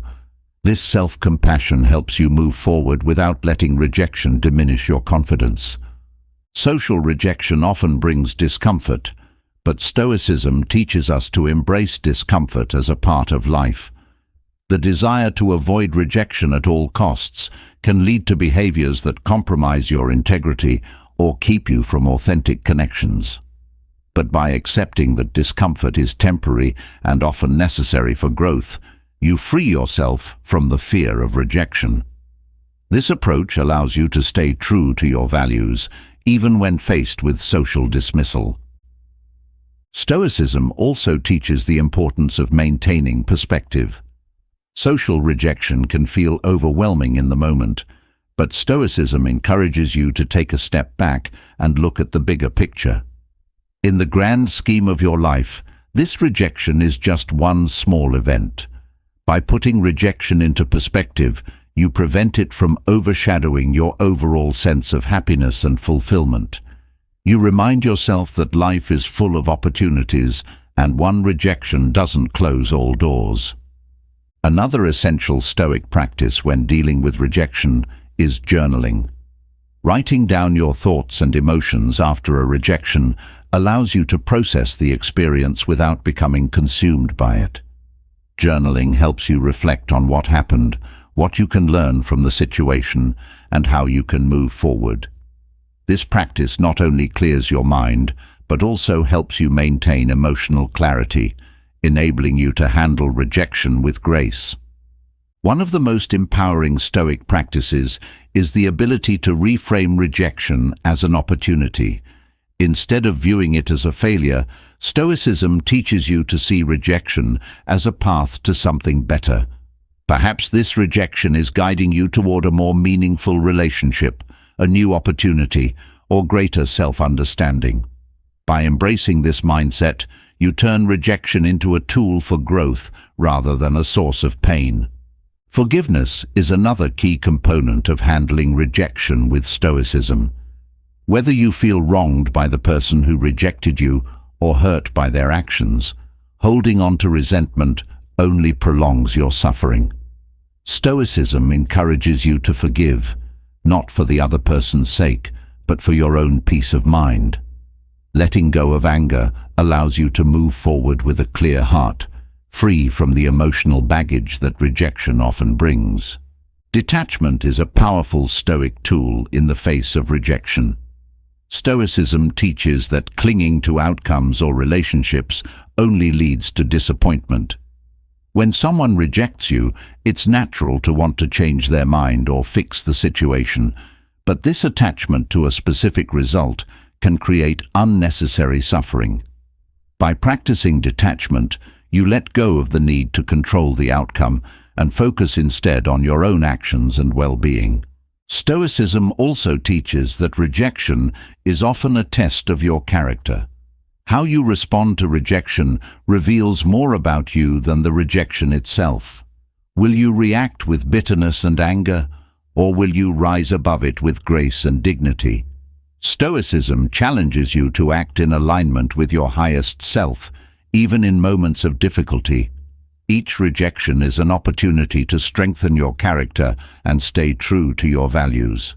Social rejection can lead to feelings of isolation, but Stoicism reminds us that we are never truly alone. The Stoic concept of cosmopolitanism teaches that we are all connected as part of a greater whole. Even when one person or group rejects you, you are still part of the larger human family. This broader perspective helps you feel less isolated and reminds you that there are always others who will accept and value you. Another Stoic principle that can help with rejection is the idea of impermanence. Just as everything in life is constantly changing, so too will your feelings of rejection. The pain you feel today will fade over time, and new opportunities will arise. By keeping in mind that rejection is a temporary experience, you can handle it with more ease, knowing that this moment will pass and brighter days lie ahead. When facing social rejection, Stoicism encourages you to stay grounded in your purpose. Often, rejection can make you feel lost or directionless, but Stoicism reminds you to stay focused on your broader goals and values. Instead of letting rejection derail your sense of purpose, use it as a reminder to stay true to your path. Your worth and success are not defined by how others treat you, but by how you continue to pursue your dreams. Stoicism also teaches us to avoid comparisons when dealing with rejection. It's easy to look at others who seem more accepted or popular and feel inadequate. But Stoicism emphasizes that comparison only leads to unhappiness. Instead, focus on your own journey and progress. Each person's path is unique, and rejection does not make your path any less valuable. By staying focused on your own growth, you free yourself from the negative effects of comparison. When dealing with rejection, Stoicism also reminds us of the importance of patience. It's tempting to want to move past the rejection as quickly as possible, but Stoicism encourages you to take your time. Healing from rejection is a process, and by practicing patience, you allow yourself the space to fully process your emotions and grow from the experience. Rushing through it only prevents you from gaining the wisdom that comes with reflection. Stoicism also offers the perspective that rejection is often a form of redirection. When one door closes, another opens. Social rejection may be pushing you toward new relationships, opportunities, or experiences that are better aligned with who you are. Instead of viewing rejection as an end, see it as a sign that something else is waiting for you. This mindset helps you remain open to new possibilities, even in the face of disappointment. Self-reflection is another essential Stoic practice when dealing with rejection. After experiencing social dismissal, take time to reflect on your actions, intentions, and emotions. This isn't about blaming yourself or dwelling on the rejection. It's about understanding what you can learn from the experience. Self-reflection helps you gain clarity and insight, allowing you to grow stronger and more self-aware with each rejection you face. Finally, Stoicism teaches that rejection can be a reminder to stay connected to your inner peace. The opinions of others can be loud and overwhelming, but Stoicism reminds you that true peace comes from within. No matter how others treat you, your sense of calm and self-worth remains intact as long as you cultivate it. This inner peace is your greatest strength in the face of rejection, allowing you to navigate social challenges with grace and dignity. Having understood how Stoicism helps you rise above social rejection with grace and dignity, it's equally important to develop the ability to detect when someone's interest in you is not genuine. Insincerity in social interactions can be subtle, but it leaves a lingering feeling that something is off. When someone fakes their interest, their words and actions don't align, and this disconnect can lead to confusion and emotional exhaustion. By learning to recognize the signs of insincerity, you empower yourself to protect your energy and engage in more authentic relationships. One of the most obvious signs of insincerity is inconsistency in behavior. Someone who is faking their interest may act warm and engaging in one moment, but distant or disinterested in the next. This shift in behavior can be subtle, but it often feels like they're putting on a performance that's difficult to maintain over time. Genuine interest tends to be steady and consistent, whereas insincerity reveals itself in these fluctuations. Tone of voice can be another strong indicator of insincerity.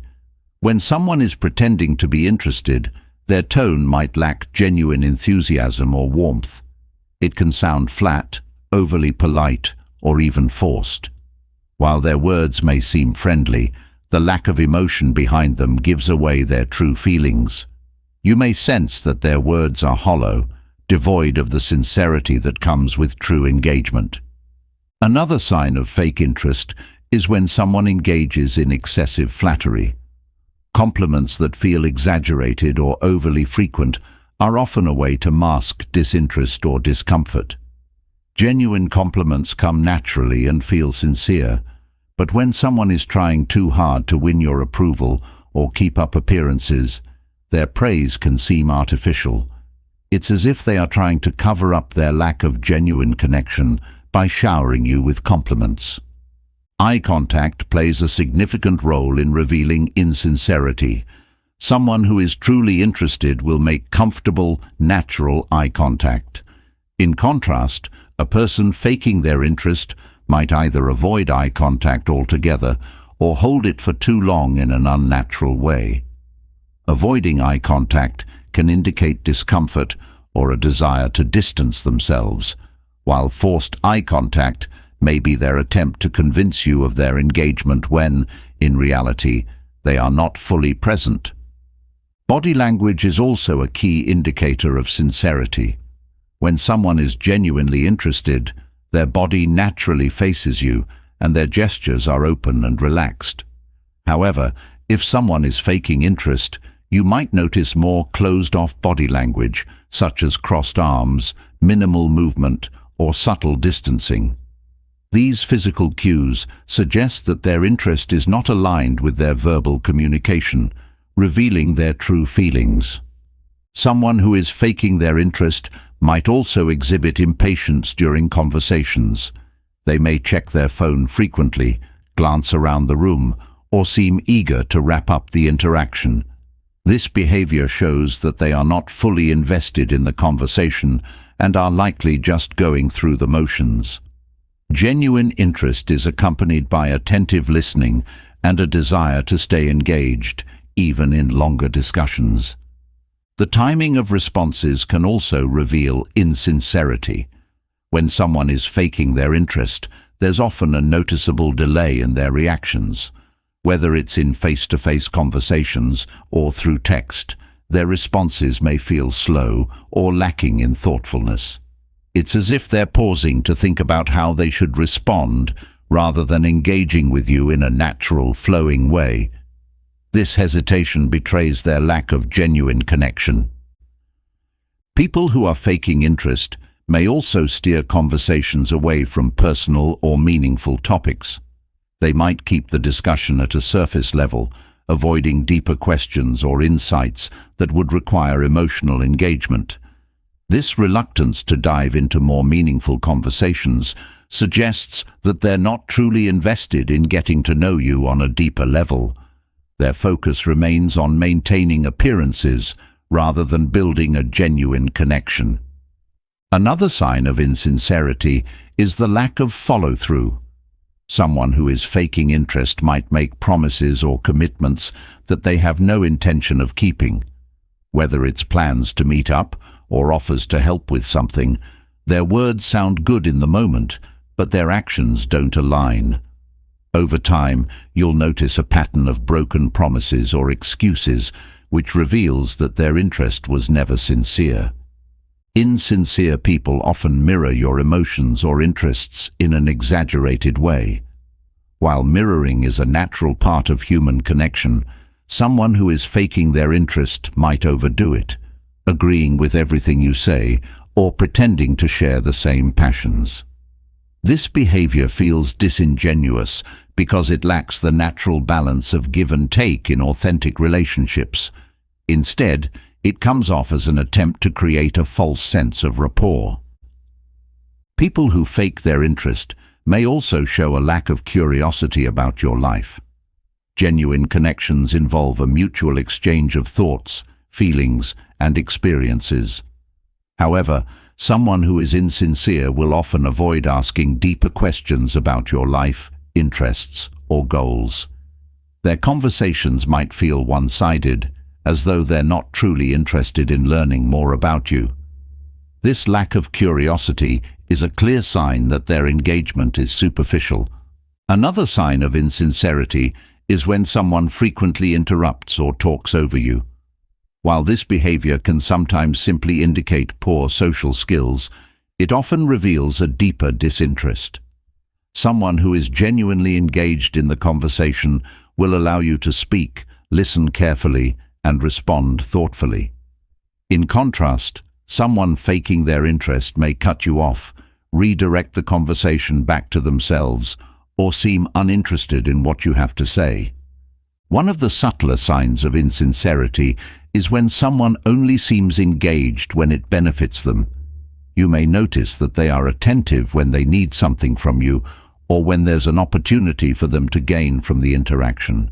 However, when the conversation no longer serves their interests, their engagement quickly fades. This transactional approach to relationships reveals their lack of genuine investment in you as a person. Insincere people often struggle to remember details about your life. In a genuine relationship, people take an interest in your stories, your preferences, and your experiences. But when someone is faking their interest, they may forget important things you've told them, or they might mix up details about your life. This lack of attentiveness shows that their mind is elsewhere, and they're not truly invested in getting to know you. People who fake their interest may also avoid making meaningful eye contact when they sense vulnerability. If you share something personal or emotional, they may react with discomfort, quickly changing the subject or giving a shallow response. Genuine connections involve empathy and understanding, but someone who is insincere will struggle to meet you on an emotional level. Their avoidance of deeper conversations highlights their lack of true interest. Another clear sign of insincerity is when someone's words feel overly rehearsed or calculated. Instead of speaking naturally, they may deliver statements that seem pre-planned or overly polished.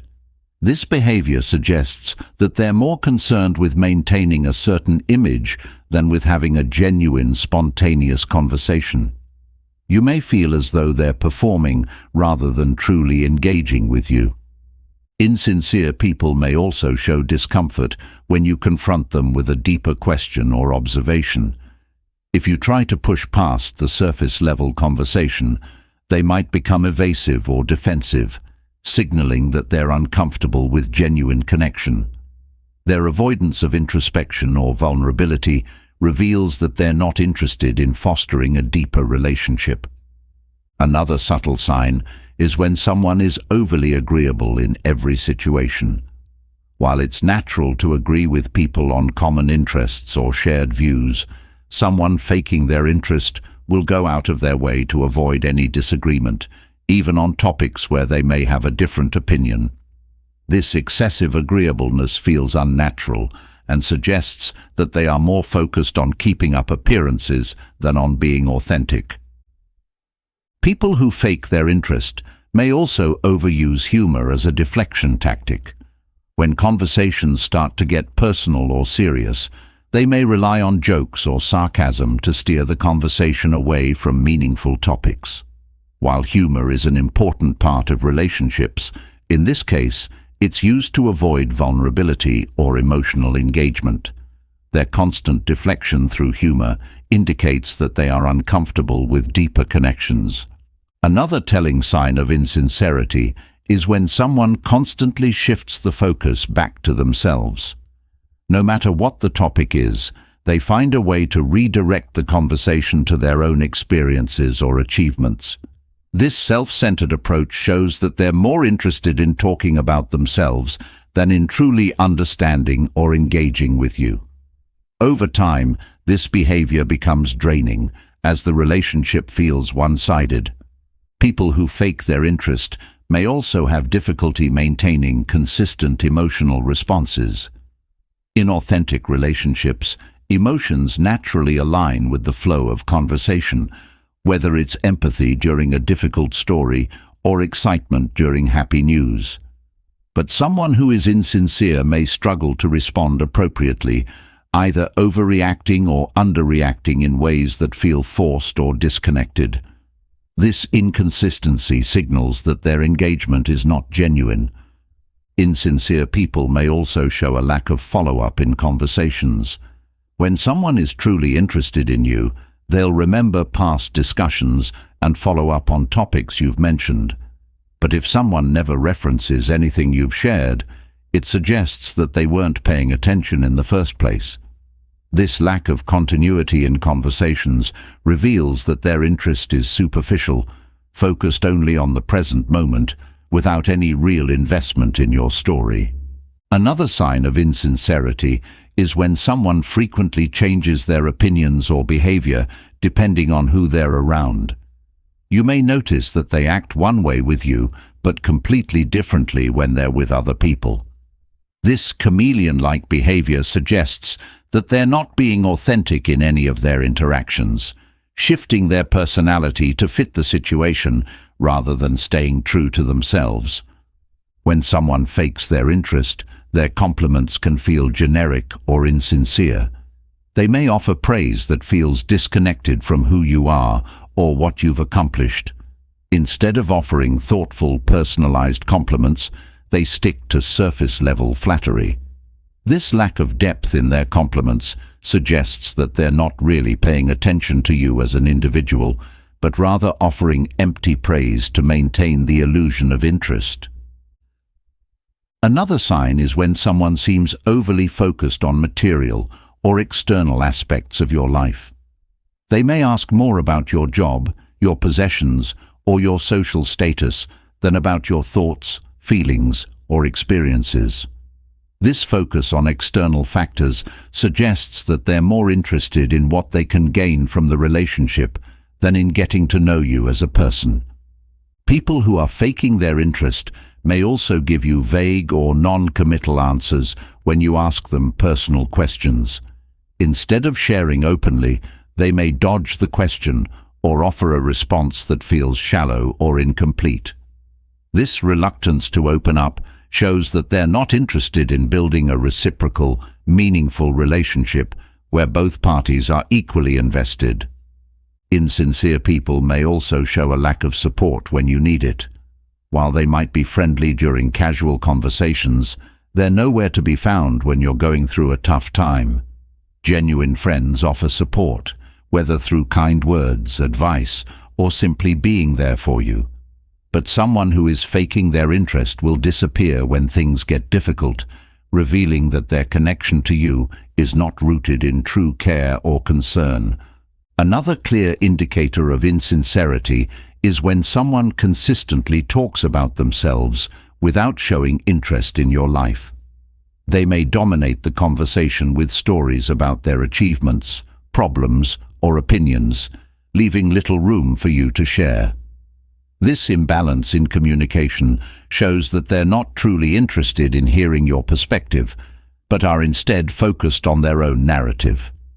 People who fake their interest may also seem reluctant to spend time with you unless there's something in it for them. You might notice that they only make plans when it benefits them in some way, whether it's networking, entertainment, or personal gain. This transactional approach to the relationship highlights their lack of genuine connection and interest in spending time with you for the sake of the relationship itself. Someone who is faking their interest may also give you mixed signals, acting friendly and engaged one day, but distant or uninterested the next. This inconsistency can leave you feeling confused about where you stand with them. While genuine relationships have their ups and downs, This kind of erratic behavior often signals that the person's interest in you is not stable or sincere. Another sign of insincerity is when someone doesn't take the time to get to know your values, beliefs, or passions. Genuine connections are built on a deeper understanding of each other's worldviews, but someone faking their interest may avoid these topics altogether. Their lack of engagement with what matters most to you suggests that they're not truly invested in building a meaningful connection. Insincere people may also avoid making long-term plans with you. They might be willing to hang out in the short term, but when it comes to committing to something further down the line, they're hesitant or non-committal. This reluctance to invest in the future of the relationship shows that they don't see it as something worth nurturing. Another telling sign is when someone only engages with you in public or when others are watching. They may act friendly in group settings or on social media, but when it's just the two of you, their interest wanes.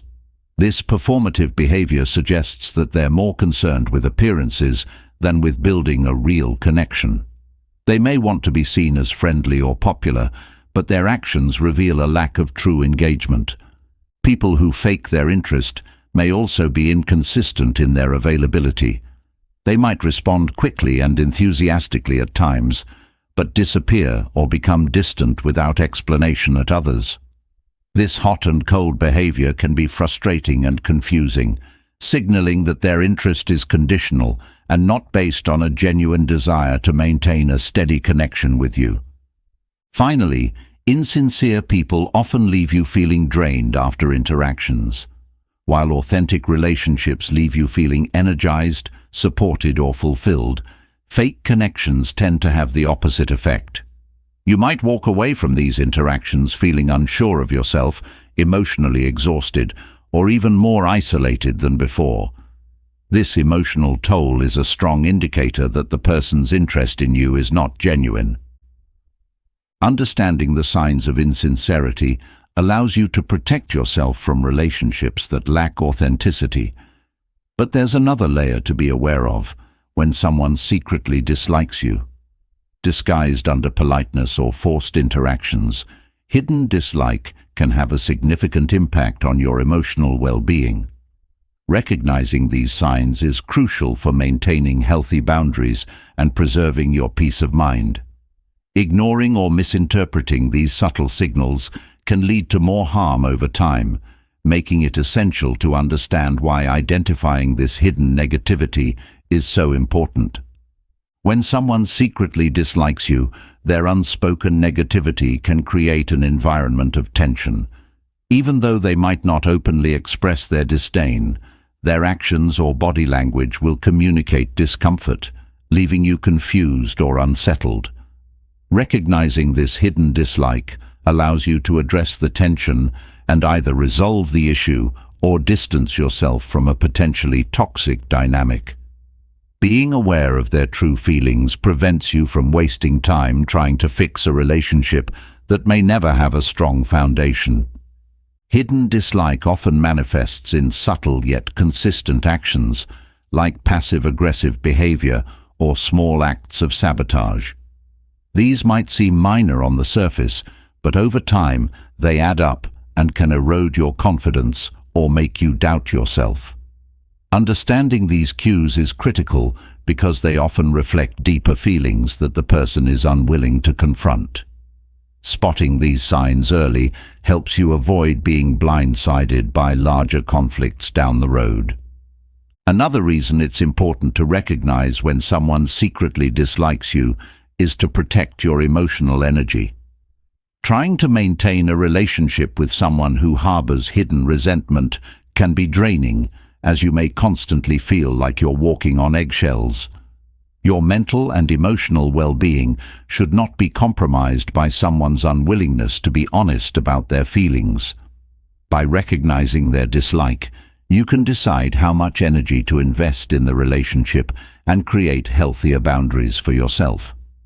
Secret dislike also has a way of creating confusion in communication.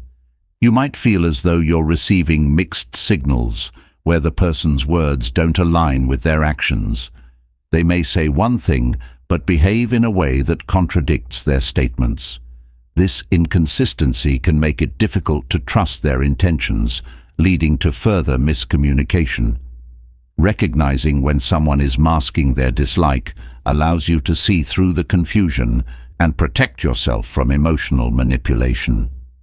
Hidden dislike can be particularly harmful in professional settings.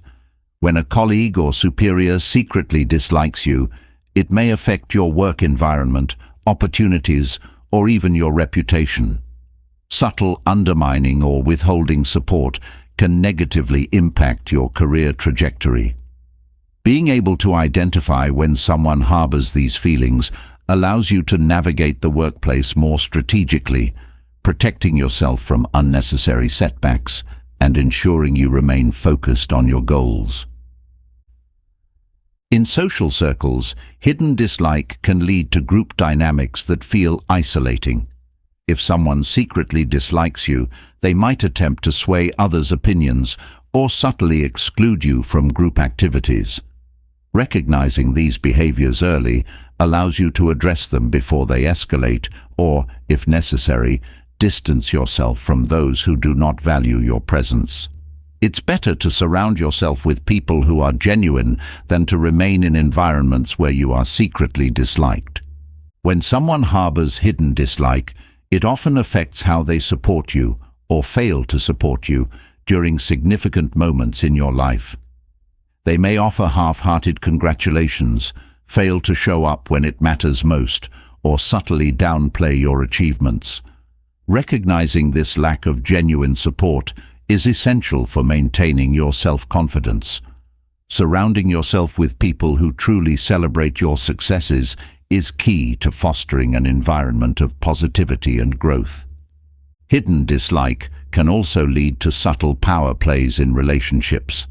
The person may try to control or manipulate situations to maintain a sense of superiority over you, all while pretending to be friendly. Recognizing this behavior allows you to reclaim your own power and avoid falling into their traps. It helps you maintain a sense of autonomy in your relationships, ensuring that you aren't unknowingly submitting to their hidden agenda. Another critical reason to identify hidden dislike is that it can lead to feelings of self-doubt. When someone secretly dislikes you, their subtle negative behaviors can make you question your actions or your worth. You may start overanalyzing your interactions with them, wondering what you did wrong or why they treat you this way. By recognizing their hidden feelings for what they are, you stop blaming yourself and start seeing the situation with greater clarity. This prevents unnecessary self-criticism and helps preserve your self-esteem. Recognizing when someone secretly dislikes you also allows you to protect your boundaries more effectively. When you're unaware of someone's true feelings, you might overextend yourself, trying to please them or fix the relationship. But once you identify their hidden dislike, you can set clear boundaries and protect your emotional space.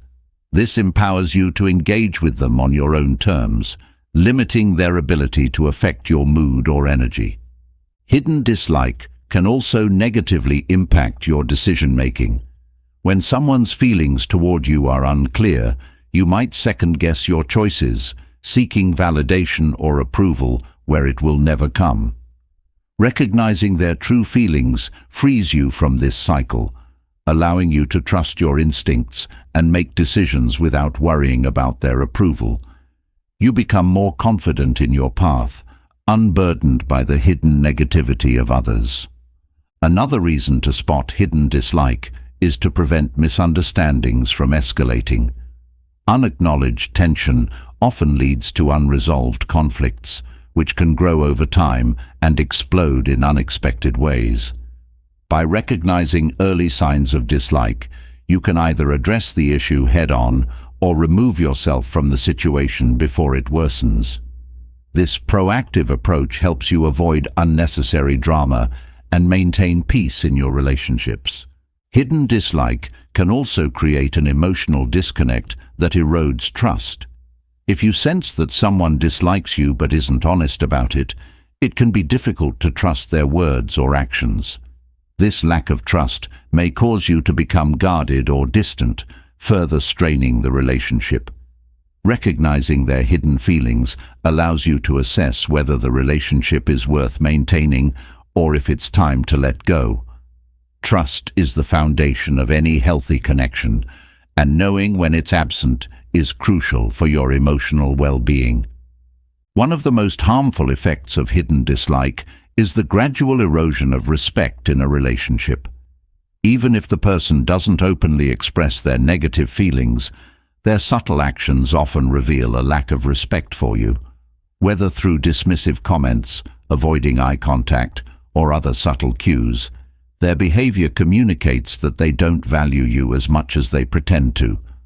Recognizing this early helps you preserve your dignity and avoid investing in a relationship where respect is lacking. Recognizing hidden dislike is also essential for avoiding toxic dynamics. When someone secretly dislikes you, they may engage in behaviors that undermine your confidence or subtly sabotage your efforts. Over time, these toxic actions can take a toll on your mental health. By identifying these behaviors early, you can distance yourself from the person before their negativity has a lasting impact on your well-being. It's important to prioritize your emotional health by removing yourself from toxic relationships. Another reason it's important to recognize hidden dislike is that it prevents you from becoming overly reliant on the wrong people. When someone secretly dislikes you, they are unlikely to be there for you during difficult times. By identifying their true feelings, you can focus your energy on building relationships with people who genuinely care about you, rather than wasting time on those who won't offer real support when you need it. Hidden dislike can also interfere with your sense of belonging. When someone in your social or professional circle secretly dislikes you, it can create a subtle but persistent sense of exclusion. Even if they don't openly exclude you, their negative energy can make you feel like an outsider. Recognizing these feelings for what they are allows you to seek out relationships where you are fully accepted and valued, rather than staying in situations where you are merely tolerated. Secret dislike often leads to passive-aggressive behavior, where the person expresses their negative feelings through indirect means. This can manifest in sarcasm, subtle jabs, or other forms of covert hostility. Recognizing passive-aggressive behavior for what it is helps you avoid getting caught up in their negativity. It allows you to address the behavior directly, if necessary, or disengage from the relationship before it becomes too toxic. Another consequence of hidden dislike is that it can prevent you from fully expressing yourself. When you sense that someone secretly dislikes you, you may feel hesitant to share your thoughts, ideas, or feelings with them. This can lead to a stifled relationship where you don't feel free to be yourself. Recognizing their hidden feelings allows you to decide whether it's worth continuing the relationship or if it's better to seek out connections where you can be more authentic. People who secretly dislike you may also undermine your confidence through subtle, undermining comments. These might come in the form of backhanded compliments or casual dismissals of your achievements. Over time, these comments can chip away at your self-esteem, leaving you feeling unsure of yourself. By recognizing this behavior early, you can protect yourself from their negativity and maintain a strong sense of self-worth. Another reason to recognize hidden dislike is to protect your mental and emotional health from manipulation. When someone secretly dislikes you, they may try to manipulate your emotions or actions to serve their own interests. Whether it's through guilt-tripping, playing the victim, or subtly controlling your decisions, their hidden feelings can lead to manipulative behavior. Recognizing these tactics allows you to stay in control of your own emotions and actions, preventing them from gaining undue influence over you. Hidden dislike can also lead to feelings of resentment on your part if left unchecked. If you sense that someone dislikes you, but they never openly acknowledge it, the unresolved tension can build up inside you. This can lead to feelings of frustration or bitterness over time. By recognizing and addressing the issue early, you can prevent these negative emotions from festering and protect your emotional well-being. Another important reason to identify hidden dislike is to avoid being used. People who secretly dislike you might still engage with you if they believe they can benefit from the relationship. They may act friendly on the surface but harbor negative feelings that they hide in order to gain something from you, whether it's social status, favors, or other advantages. Recognizing this behavior allows you to set clear boundaries and protect yourself from being taken advantage of. Recognizing hidden dislike also helps you avoid unnecessary conflict. When someone dislikes you but doesn't openly admit it, their behavior may provoke subtle confrontations or misunderstandings. These small conflicts can build up over time, leading to a larger blowout if not addressed. By identifying their hidden feelings early, you can either address the issue directly or distance yourself from the person, preventing unnecessary drama from escalating. Hidden dislike can also affect your sense of peace and contentment. When you're surrounded by people who secretly dislike you, their negative energy can create an atmosphere of unease or discomfort. Even if they never openly express their feelings, their presence may weigh on your emotional state. By recognizing their true feelings, you can choose to remove yourself from situations that disrupt your peace, allowing you to cultivate a more positive and fulfilling environment. Recognizing when someone secretly dislikes you is essential for maintaining authenticity in your relationships. Genuine connections are built on mutual respect and trust, and hidden dislike undermines these foundations. By identifying when someone's feelings toward you are not sincere, you can focus on fostering relationships where authenticity thrives, rather than wasting time on connections that lack honesty. When someone secretly dislikes you, their negativity can impact your own mindset. Even if they never say it outright, their behavior can make you feel like you're not good enough or that something is wrong with you. Recognizing their dislike helps you separate their issues from your own self-perception, preventing their negative energy from influencing how you view yourself. Hidden dislike also often leads to a lack of reciprocity in relationships. The person may not be willing to invest in the relationship in the same way you do, leading to an imbalance of effort. Recognizing this early helps you avoid wasting time and energy on a relationship that will never be mutually fulfilling. Instead, you can focus on connections where both parties are equally invested. Recognizing hidden dislike is crucial for your long-term emotional well-being. Relationships where dislike is hidden but never addressed can create a lingering sense of unease that affects your overall happiness. By identifying these feelings early, you can take steps to either resolve the issue or remove yourself from the relationship, ensuring that your emotional health remains intact. Recognizing when someone secretly dislikes you is crucial for your emotional well-being, but even when you're aware of these hidden feelings, it's not always easy to protect your inner peace. When others hide their true emotions, it creates uncertainty and can challenge your sense of balance. However, maintaining inner peace in the face of such dynamics is possible.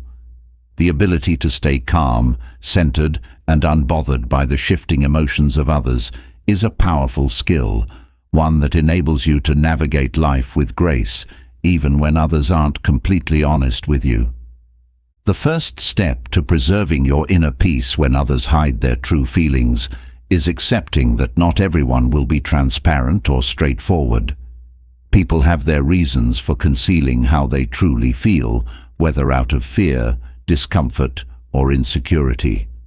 By accepting this reality, you free yourself from the frustration of trying to figure out why they act the way they do.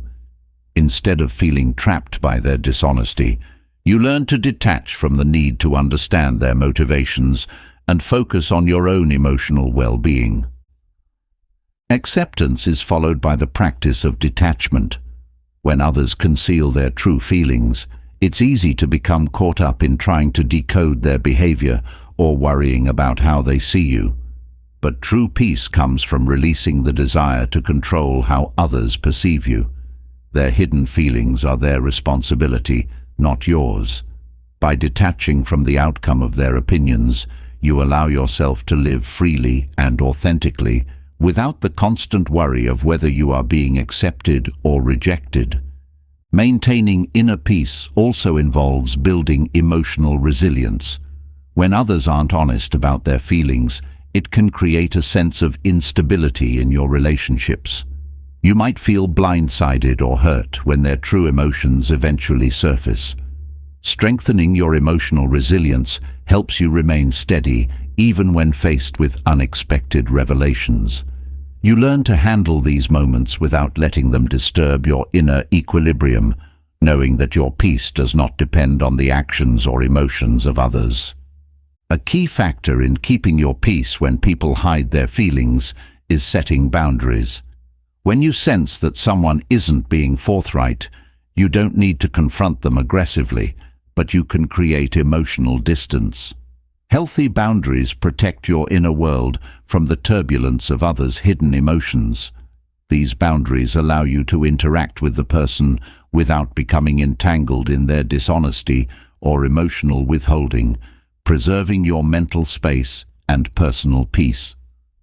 Another important aspect of maintaining inner peace is developing a strong sense of self-worth. When others hide their true feelings, especially negative ones, it can trigger self-doubt. You may begin to question your value or worthiness. By cultivating a deep sense of self-confidence, rooted in your own values and not dependent on external validation, you create a protective barrier around your inner peace. Your self-esteem remains intact, even when faced with hidden criticism or disapproval. Mindfulness plays a vital role in staying peaceful when faced with others' concealed feelings. By practicing mindfulness, you remain present in the moment, observing your thoughts and emotions without getting swept away by them. When you notice someone's behavior is inconsistent or insincere, mindfulness helps you acknowledge it without allowing it to disrupt your calm. You can observe the situation with clarity and detachment, choosing how to respond rather than reacting impulsively or emotionally. Another key element is learning to let go of the need for closure. When people hide their true feelings, you might never get the clear answers or closure you seek. However, inner peace doesn't depend on external closure. It comes from within. By letting go of the need to fully understand or resolve the situation, you free yourself from lingering confusion and frustration. You learn to move forward without waiting for others to clarify their emotions, trusting that your peace is not contingent on their honesty. Embracing imperfection in relationships is another way to maintain peace. Not everyone will communicate perfectly or be fully transparent with you, and that's okay. Accepting that relationships are often messy and complicated helps you navigate them without losing your calm. Instead of striving for ideal interactions, you learn to appreciate the connections for what they are, flaws and all, while protecting your own peace. Practicing compassion, both for yourself and for others, can also help you maintain inner calm. When people hide their feelings, it's often due to their own insecurities or fears. By approaching the situation with compassion, you prevent yourself from becoming bitter or resentful. You recognize that their behavior is a reflection of their struggles, not a reflection of your worth. At the same time, be compassionate with yourself. Acknowledge that it's natural to feel hurt or confused, but remind yourself that these emotions will pass. Inner peace is also maintained through focusing on what you can control, your own actions, thoughts, and emotions. When others are not upfront with their feelings, there's little you can do to change their behavior. However, you have full control over how you choose to respond. By concentrating on staying aligned with your own values and maintaining your emotional balance, you empower yourself to remain peaceful regardless of external circumstances. Another helpful approach is practicing gratitude. Even when someone isn't being honest about their feelings, there are still many positive aspects of life that deserve your attention. By focusing on what you're grateful for, you shift your mindset away from the negativity that hidden emotions can bring. Gratitude helps you maintain perspective, reminding you that not every situation needs to be perfect for you to feel content and at peace. Building emotional intelligence is another key factor in maintaining inner peace. When you develop the ability to read between the lines and pick up on subtle cues, you can sense when others are hiding their feelings without being caught off guard. Emotional intelligence allows you to navigate these situations with greater ease and understanding. It helps you recognize what's happening without becoming entangled in the emotional complexity of it, allowing you to remain calm and centered. Self-reflection is also a valuable tool. When you sense that others are concealing their true feelings, it's important to reflect on how their behavior affects you. Are you internalizing their emotions or taking responsibility for their dishonesty? Through self-reflection, you can gain clarity about your own emotional reactions and ensure that you're not allowing others' hidden feelings to disturb your sense of peace. This practice keeps you grounded in your own truth, rather than being swayed by the emotions others are hiding. Maintaining inner peace also involves being selective about where you invest your energy. If someone is consistently hiding their true feelings, consider whether the relationship is worth the emotional effort. Not all relationships are meant to be deep or lasting, and that's okay. By choosing to invest your time and energy in relationships that are built on honesty and mutual respect, you protect your peace and avoid unnecessary emotional strain. Another essential practice is releasing expectations. When you expect others to be fully honest and transparent, you set yourself up for disappointment when they fall short. By releasing these expectations, you allow yourself to accept people as they are, without feeling let down by their hidden emotions. This doesn't mean lowering your standards for how you're treated, but understanding that not everyone will meet those standards, and that's not a reflection of your value. Staying connected to your values is another way to preserve your inner calm. When you align your actions and decisions with your core values, you create a sense of inner harmony that can't easily be shaken by others' hidden emotions. Even when faced with dishonesty, you remain grounded in what matters most to you, allowing you to handle the situation with grace and composure. Learning to forgive, both yourself and others, is also vital for maintaining inner peace.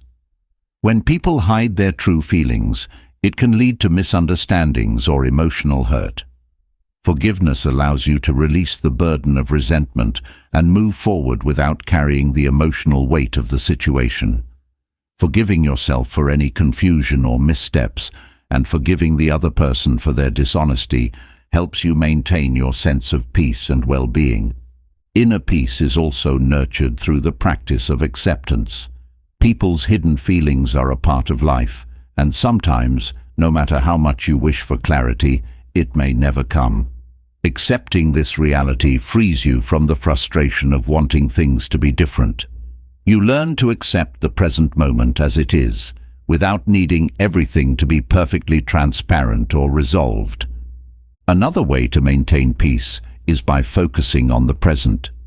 When others hide their feelings, it's easy to get lost in overthinking or trying to anticipate future problems. Staying grounded in the present moment helps you avoid unnecessary worry. You concentrate on what's happening now rather than what could happen later, preserving your peace by staying connected to the here and now. It's also important to surround yourself with positive influences. When others hide their true feelings, it can create a sense of negativity or doubt. But by surrounding yourself with people who uplift and support you, you reinforce your inner peace. These positive relationships act as a buffer against the emotional turbulence caused by others' dishonesty, helping you maintain a balanced and peaceful mindset. Another helpful strategy is practicing non-attachment to outcomes. When someone hides their feelings, it's easy to become invested in trying to uncover the truth or fix the relationship. However, by practicing non-attachment, you learn to let go of the need for a specific result. Whether the person reveals their feelings or continues to conceal them, your peace remains intact because you're not attached to the outcome. When faced with hidden emotions, it's also essential to maintain your integrity. Even if others aren't being honest, you can choose to act in alignment with your own values and principles. By staying true to yourself, regardless of how others behave, you create a sense of inner harmony that cannot be disrupted by external dishonesty. Your peace comes from knowing that you acted with honesty and authenticity, even when others did not. Another way to preserve inner peace is by practicing self-care. When you sense that someone is hiding their true feelings, it can create emotional tension. Taking care of yourself, whether through meditation, exercise, or spending time in nature, helps you release this tension and restore your sense of calm. Self-care practices keep you centered and balanced, allowing you to maintain your peace even in the face of emotional uncertainty. Maintaining a sense of curiosity can also help you stay peaceful when others hide their feelings. Instead of feeling frustrated or hurt by their dishonesty, approach the situation with curiosity. Ask yourself what might be motivating their behavior without judgment or attachment. This shift in perspective helps you remain open and accepting rather than becoming emotionally entangled in their hidden feelings. Ultimately, inner peace is about trusting yourself. No matter what others hide or reveal, you have the ability to navigate your emotional landscape with wisdom and clarity. Trusting your instincts, your boundaries, and your ability to maintain peace in any situation empowers you to stay calm and composed, even when faced with the complexities of hidden emotions. This trust forms the foundation of your inner peace, allowing you to move through life with grace, regardless of the actions or feelings of others.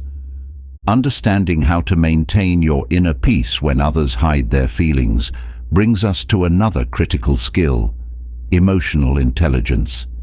Emotional intelligence gives you the ability to sense the emotions of others, even when they're not openly expressed. It's about being attuned to subtle cues that reveal what someone is truly feeling, especially when they are reluctant to admit dislike or discomfort. Developing this skill not only protects you from emotional harm, but also deepens your understanding of human interactions, making you more resilient in complex social situations. The first aspect of emotional intelligence involves paying attention to body language. When someone harbors negative feelings but doesn't admit them, their body often betrays what they are trying to hide. Tension in their shoulders, crossed arms, or even a slight distance between you can reveal discomfort or unease. While their words may be neutral or polite, their physical posture speaks a different truth. Emotional intelligence allows you to pick up on these contradictions, giving you insight into what's really going on beneath the surface. Another sign to watch for is the lack of genuine warmth in their expressions. A forced smile or a blank look during moments that usually spark a reaction can indicate suppressed feelings of dislike. While they may try to maintain a neutral or pleasant facade, their lack of emotional engagement becomes apparent over time. Recognizing this helps you avoid misinterpreting their silence as indifference. It often speaks to something more negative lurking beneath. Tone of voice is another powerful indicator. When someone dislikes you but won't admit it, their tone may shift in subtle ways. Perhaps their responses become shorter, more clipped, or overly formal. Or they may adopt a tone that lacks enthusiasm, even when discussing something positive. Emotional intelligence helps you discern when the tone doesn't match the content of their words, revealing a deeper layer of disconnection or discomfort. You might also notice changes in eye contact. Someone who harbors hidden dislike might avoid looking you in the eyes, or conversely, might hold eye contact too long in an attempt to mask their true feelings. Eye contact is a crucial part of human connection, and disruptions in this natural flow often reveal discomfort. Paying attention to these shifts can give you clues that something is amiss, even if they are attempting to hide their emotions. Another subtle sign of hidden dislike is a change in the flow of conversation. Conversations that once felt easy and natural may start to feel strained or forced. Someone who dislikes you but won't admit it may give shorter answers, change topics abruptly, or avoid asking questions that would normally keep the conversation going. These small shifts create a sense of disconnection, indicating that they're emotionally withdrawing from the interaction. A person's willingness, or lack of it, to engage in shared experiences also reveals their true feelings. If someone starts avoiding opportunities to spend time together, canceling plans or making excuses, it may be a sign that they're distancing themselves emotionally. Emotional intelligence helps you recognize this behavior as more than just a busy schedule. It often reflects an underlying desire to avoid further connection. Another aspect of reading hidden dislike is noticing the way someone reacts to your successes or challenges. If they show little to no support when you achieve something important or seem indifferent when you're struggling, it's a strong indication that their feelings toward you are not as positive as they might claim. People who genuinely care will celebrate your victories and offer support during difficult times, while those who dislike you may only offer superficial responses. When people secretly dislike you, they often give off subtle signals in group dynamics as well. In a group setting, they may avoid sitting near you, direct their attention toward others, or dismiss your contributions to the conversation. These small but consistent behaviors point to their discomfort or desire to minimize interactions with you, even if they're outwardly polite. Another sign to watch for is inconsistency in their communication patterns. Someone who dislikes you but won't admit it may alternate between being overly friendly and distant, leaving you confused about where you stand. This inconsistency creates a sense of instability in the relationship, making it difficult to trust their intentions. Emotional intelligence helps you recognize this pattern and avoid investing too much energy in a relationship that lacks authenticity. Subtle changes in humor can also reveal hidden dislike. If someone begins making sarcastic or passive-aggressive comments, especially disguised as jokes, it's often a sign that they are expressing their negative feelings in an indirect way. While they may laugh it off, their words carry an underlying tension that should not be ignored. Understanding this shift in humor helps you see beyond the surface and recognize the hidden message in their remarks. Emotional intelligence also involves being aware of how someone's behavior toward you compares to their behavior toward others. If they're warm and engaging with other people, but distant or indifferent with you, it's a clear sign that their feelings are not as positive as they appear. This contrast becomes even more noticeable in group settings, where the difference in their treatment of you versus others is more pronounced. You might also notice a lack of enthusiasm in their responses to your ideas or opinions. While they may not openly disagree, their lack of engagement or enthusiasm when you share something important to you can be telling. They might nod along or give vague, non-committal responses, but their true feelings are reflected in their disinterest. Emotional intelligence helps you see these small signs of disengagement for what they are, a sign of hidden dislike. Subtle micro-expressions can also reveal hidden emotions. These brief, involuntary facial expressions can offer a glimpse into what someone is really feeling, even if they try to hide it. A fleeting look of annoyance, disdain, or frustration might appear for just a moment before they mask it with a smile or neutral expression. Being attuned to these micro-expressions gives you a deeper understanding of their true feelings, even when they're trying to conceal them. Another indicator of hidden dislike is when someone consistently downplays your achievements or makes you feel small. This might come in the form of backhanded compliments or dismissive remarks that undermine your successes. While they may frame their words in a way that seems polite on the surface, the underlying message is one of envy or resentment. Emotional intelligence allows you to detect these subtle jabs and recognize them as signs of deeper discomfort or negativity.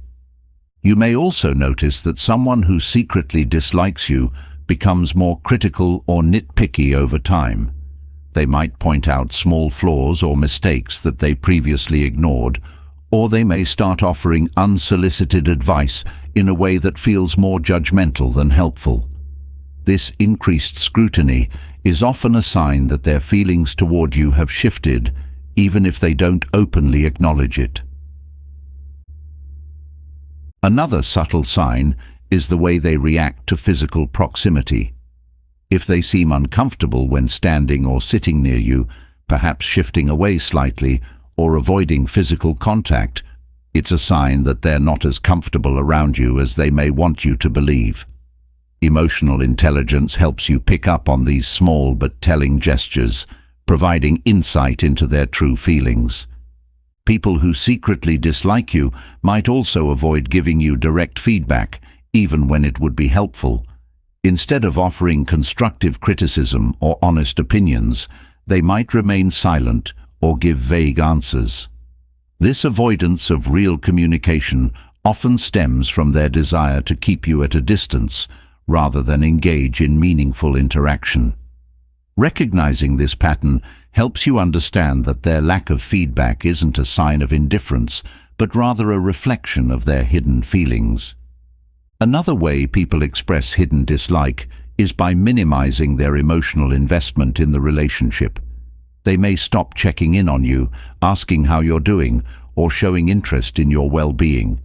This gradual withdrawal of emotional support indicates that they are distancing themselves from the connection, even if they aren't openly admitting their feelings.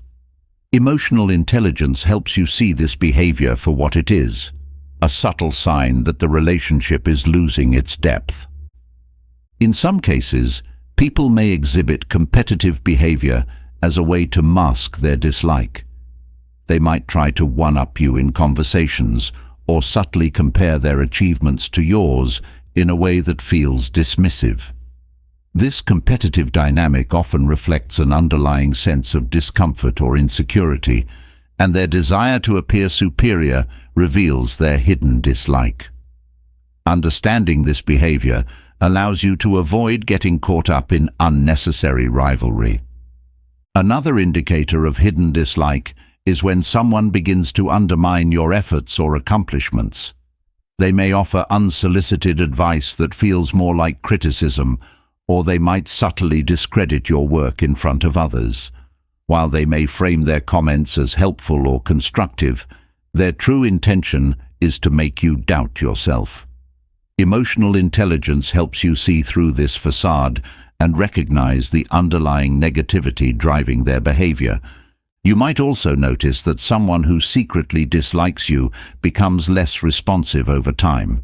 They may take longer to reply to your messages, cancel plans more frequently, or make excuses to avoid spending time together. This gradual withdrawal of communication is a clear sign that their interest in maintaining the relationship is fading. Recognizing this behavior helps you adjust your expectations and avoid investing in a relationship that's no longer reciprocal. People who harbor hidden dislike may also avoid making eye contact during important or emotional conversations. This avoidance often signals discomfort with the conversation or a reluctance to engage on a deeper level. While they may try to maintain a neutral demeanor, their inability to make eye contact reveals their discomfort and the emotional distance they're creating. Another sign of hidden dislike is when someone becomes more reserved in their emotional expressions. They might stop sharing personal stories or feelings with you, creating a sense of distance in the relationship. This withdrawal of emotional openness often reflects a deeper disconnection, signaling that they no longer feel as close to you as they once did. Emotional intelligence helps you recognize this shift and adjust your expectations accordingly. You might also notice that someone who secretly dislikes you becomes less supportive over time. They may stop offering words of encouragement or celebrating your successes, instead remaining neutral or distant. This lack of support reveals their true feelings, even if they're not willing to admit it openly. Emotional intelligence allows you to see this withdrawal of support as a sign of their growing disinterest or discomfort. Another subtle sign of hidden dislike is when someone starts to avoid physical contact. Whether it's avoiding hugs, handshakes, or even sitting close to you, their reluctance to engage in physical touch reveals their emotional distance.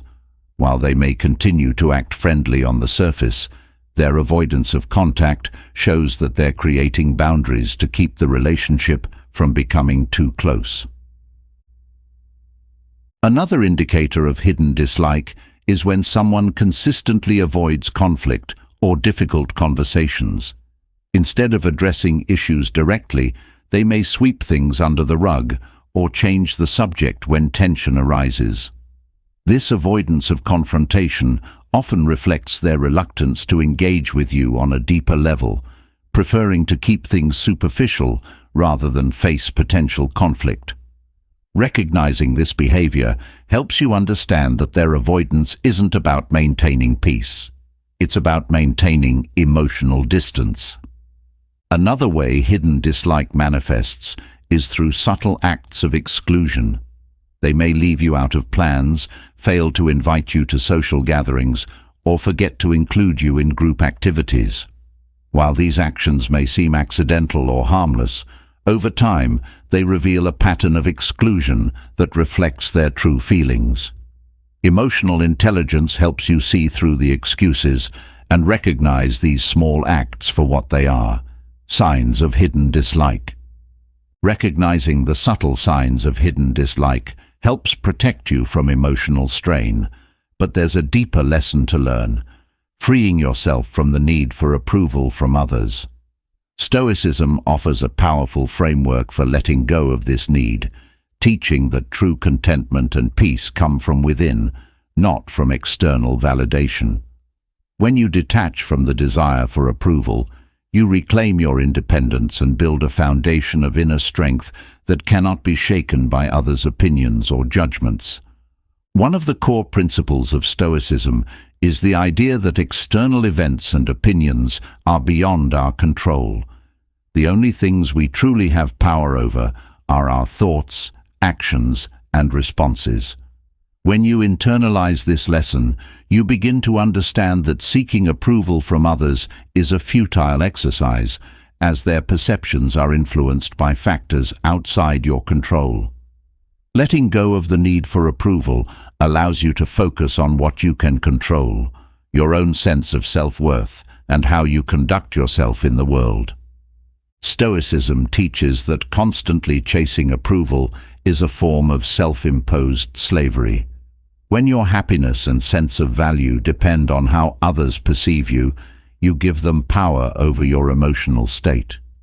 You become a prisoner to their judgments, constantly adjusting yourself in an effort to be liked or accepted.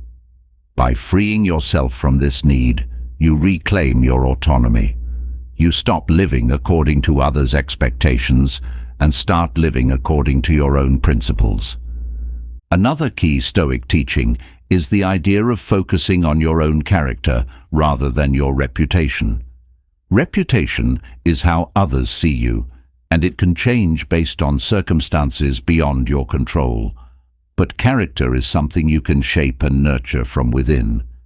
By prioritizing your character over your reputation, you let go of the need for constant approval and focus on becoming the best version of yourself.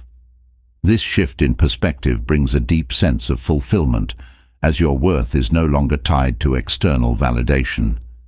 Stoicism encourages self-reflection and self-awareness as tools for growth. Instead of seeking approval from others, Stoicism invites you to look inward and evaluate your actions based on your own values and integrity. Are you acting in alignment with your principles? Are you being true to yourself? When you answer these questions honestly, you stop relying on others to validate your choices. Your sense of worth becomes rooted in your own assessment of your actions, not in the fleeting opinions of others. Letting go of the need for approval also frees you from the constant comparison trap. When you seek validation from others, you often end up comparing yourself to those around you, measuring your success or worth against their standards. Stoicism teaches that comparison is a distraction from your own path.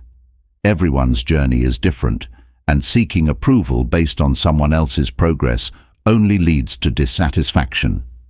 By focusing on your own journey and letting go of comparisons, you cultivate a sense of peace and fulfillment. Stoicism teaches that external validation is unreliable and fleeting.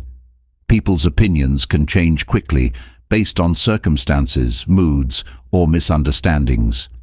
If your sense of worth is tied to these fluctuating opinions, you will always feel unstable.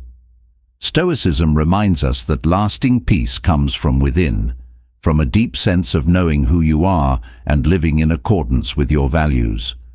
When you stop chasing approval, you tap into a well of inner strength that remains steady, regardless of what others think. Another lesson from Stoicism is the practice of accepting imperfection.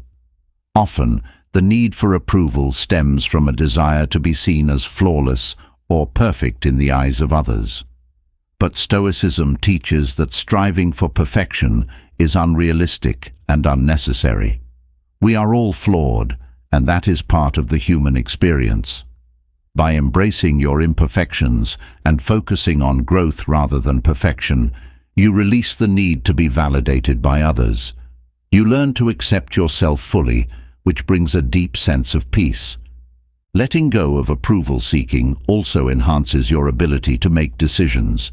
When you constantly worry about what others will think, your decisions become clouded by fear and insecurity.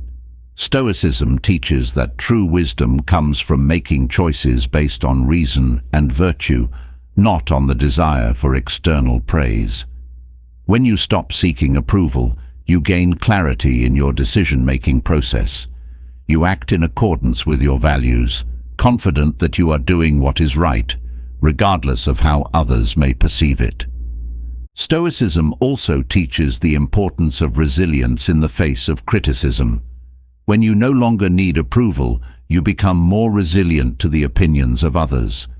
Criticism no longer feels like a personal attack. Instead, it becomes an opportunity for reflection and growth. You can evaluate whether the criticism has merit without becoming emotionally attached to it. This emotional resilience allows you to move through life with greater ease, unshaken by the judgments of others. Another benefit of letting go of approval-seeking is the freedom it brings in your relationships. When you stop needing others to validate you, your interactions become more authentic. You no longer feel the pressure to please everyone or mold yourself to fit their expectations. Instead, you show up as your true self, confident in your worth. This authenticity deepens your connections, as people are drawn to those who are secure in themselves and don't rely on external validation. Stoicism also teaches that the pursuit of approval can lead to a life of anxiety and dissatisfaction. When you are constantly seeking others' validation, you live in a state of uncertainty, never sure if you measure up. This anxiety takes a toll on your mental and emotional well-being. By letting go of this need, you free yourself from the constant worry about how others see you. You shift your focus to living a life that aligns with your own values and goals, which brings a deeper sense of contentment. Letting go of approval-seeking also strengthens your sense of purpose. When you are no longer driven by the desire to please others, you are free to pursue the things that truly matter to you. You make decisions based on your passions and values, rather than on what you think will gain you approval. This clarity of purpose brings a sense of fulfillment and direction, as you are no longer swayed by the shifting opinions of others. Stoicism reminds us that approval from others is often based on their own insecurities or biases. People may withhold approval not because you've done something wrong, but because they are dealing with their own issues. By recognizing this, you can detach from the need for their validation. Their opinions are not a reflection of your worth, but of their own internal struggles. This understanding helps you maintain your sense of peace, even in the face of disapproval. One of the most empowering lessons of Stoicism is the idea that you are enough as you are. You don't need others to validate your worth. Stoicism teaches that your value comes from within, from your character and your actions, not from the approval of others. When you internalize this lesson, you begin to feel a sense of completeness that no external validation can provide. You no longer feel the need to prove yourself to others, as you are secure in your own worth. Letting go of approval-seeking also allows you to take more risks. When you are not concerned with how others will judge you, you feel freer to pursue your goals and dreams without fear of failure or criticism. Stoicism encourages boldness in action, reminding us that fear of disapproval should never hold us back. By releasing the need for approval, you gain the courage to take on challenges and push yourself beyond your comfort zone. Stoicism also teaches the value of focusing on your inner dialogue.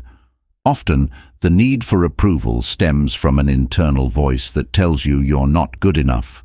Stoicism encourages you to challenge that voice and replace it with self-compassion and self-acceptance. When you stop seeking approval from others, you strengthen your internal dialogue, creating a foundation of self-love and confidence that supports you, regardless of external validation. Another lesson from Stoicism is the power of silence. When others judge or criticize you, your instinct may be to defend yourself or seek their approval. But Stoicism teaches the value of remaining silent in the face of criticism. By not engaging in the need for validation, you show strength and composure. Your silence speaks volumes, demonstrating that you are secure enough in yourself that you don't need to seek approval or defend your worth. Letting go of approval-seeking also deepens your practice of self-care. When you are no longer concerned with how others see you, you begin to focus on what truly nourishes your soul. You prioritize activities, relationships, and goals that align with your values and bring you joy. This shift in focus allows you to take better care of yourself, as you are no longer draining your energy on trying to please others. Stoicism teaches that the desire for approval can distract you from your true purpose in life. When you are focused on gaining the approval of others, you lose sight of your own values and goals. By letting go of this need, you realign yourself with your true path.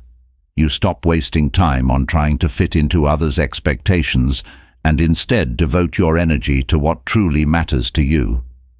Another aspect of Stoicism is the practice of self-discipline. Letting go of approval requires discipline, as the desire for validation is deeply ingrained in many of us. But by practicing self-discipline, you train yourself to rely on your own judgment rather than seeking the opinions of others. This discipline strengthens your willpower and helps you stay true to your values, even when faced with the temptation to seek approval. Letting go of approval seeking also enhances your creativity. When you are not concerned with how others will judge your ideas or actions, you feel freer to express yourself authentically. Stoicism encourages you to embrace your unique perspective and talents without fear of criticism. This freedom allows you to tap into your creativity in ways that you might have held back on when seeking approval. Stoicism teaches that the need for approval is often tied to ego. When you let go of the desire for external validation, you also let go of the ego's need to be recognized or admired. This brings a sense of humility and peace, as you no longer feel the pressure to prove yourself to others. You become more grounded in your actions, focusing on doing what is right rather than what will gain you approval. Another key lesson from Stoicism is the importance of focusing on your own progress. Seeking approval from others often distracts you from your own growth. You become more concerned with how others see you than with how you are evolving as a person. By letting go of approval, you shift your focus to your own journey of self-improvement, constantly striving to become a better version of yourself. Letting go of approval seeking also allows you to experience more joy in life. When you are not constantly seeking validation, you are free to enjoy the present moment without worrying about how others perceive you. Stoicism teaches that true happiness comes from within, and by releasing the need for approval, you tap into a source of joy that is not dependent on external factors. Stoicism reminds us that approval seeking is often rooted in fear of rejection, fear of failure, or fear of not being good enough. By confronting these fears and letting go of the need for validation, you gain a sense of courage and confidence that allows you to live more freely. You learn that your worth is not determined by others' opinions, but by your own actions and character. Another powerful lesson from Stoicism is the practice of gratitude. When you stop seeking approval, you begin to appreciate the relationships, opportunities, and experiences you already have, rather than constantly striving for more validation. Gratitude shifts your focus from what is lacking to what is abundant in your life, helping you find peace and contentment without the need for external approval. Letting go of approval seeking also strengthens your resilience. When you are no longer dependent on others for your sense of worth, you become more resilient in the face of criticism or rejection. Stoicism teaches that setbacks and challenges are a part of life, but they do not define you. By cultivating inner strength, you are better equipped to handle adversity without losing your sense of self. Finally, Stoicism teaches that true freedom comes from within. When you let go of the need for approval, you free yourself from the constraints of others' opinions. You live according to your own values, confident in your worth, and secure in your actions. This inner freedom allows you to move through life with grace and dignity, unburdened by the need for external validation. Letting go of the need for approval liberates you from the constant pressure of living up to others' expectations. But what happens when people openly dislike you? The truth is, it's inevitable that at some point in life you'll encounter those who don't see eye to eye with you. How you respond to this dislike defines your strength and resilience. Stoicism offers a powerful approach to handling such situations, allowing you to remain calm, composed, and unaffected by negativity, no matter how others perceive you. One of the core Stoic principles is the concept of focusing on what you can control and letting go of what you cannot. When someone dislikes you, their feelings are beyond your control. You cannot force them to change their opinions or alter their perceptions. However, you can control your response. By choosing to remain composed, you retain your power. This internal focus helps you avoid wasting energy trying to win people over and instead allows you to continue living in alignment with your values. Stoicism teaches that other people's opinions of you are not your responsibility. Their dislike often stems from their own experiences, insecurities, or misunderstandings. Recognizing that their feelings are a reflection of them and not you helps you maintain emotional distance from their negativity. You don't need to internalize their judgment or take it personally. Instead, you can stay centered, knowing that your worth is not determined by their approval. Responding like a Stoic also means practicing self-restraint. When faced with open dislike, it's easy to react defensively or aggressively, but Stoicism encourages you to pause before reacting. By taking a moment to assess the situation, you can choose a response that reflects your values and integrity. You might find that silence or a calm, measured response is more powerful than engaging in conflict. This restraint shows maturity and emotional control, demonstrating that you are not easily swayed by others' negativity. Another key Stoic principle is the idea of maintaining emotional equilibrium. When someone dislikes you, it's natural to feel hurt or angry. But Stoicism teaches that these emotions do not have to dictate your actions. You can acknowledge your feelings without letting them overwhelm you. By staying emotionally balanced, you show that you are in control of your inner world, even when the external world is chaotic. This emotional resilience is a hallmark of Stoic strength. Stoicism also encourages you to view dislike as an opportunity for self-reflection. Instead of immediately dismissing the person's feelings, consider whether there is any truth to their perspective. Are there areas where you can grow or improve? This doesn't mean accepting their negative judgment, but rather using the situation as a chance to evaluate your own actions and ensure that you are living in alignment with your values. Self-reflection helps you turn criticism into a tool for growth. When people dislike you, it can feel isolating, but Stoicism reminds you to stay grounded in your own sense of purpose. You don't need everyone's approval to live a meaningful life. By staying focused on your goals and values, you can rise above the negativity of others. Their dislike becomes irrelevant when you are deeply connected to your own sense of direction. This inner purpose acts as a shield, protecting you from the emotional impact of their judgments. Stoicism teaches the importance of not letting others' negativity disrupt your inner peace. When people dislike you, they may try to provoke a reaction or make you feel small. Responding like a Stoic means refusing to give them that power. You maintain your peace by not engaging in their negativity and by staying true to your own sense of calm. This inner peace is your greatest asset, as it allows you to navigate difficult situations without being emotionally swayed. Another Stoic approach to handling dislike is practicing indifference. Stoicism teaches that you don't need to care about others' opinions if they don't align with your values. When someone dislikes you, their opinion becomes irrelevant if it doesn't reflect the truth of who you are. By practicing indifference to their negativity, you free yourself from the emotional burden of trying to change their mind.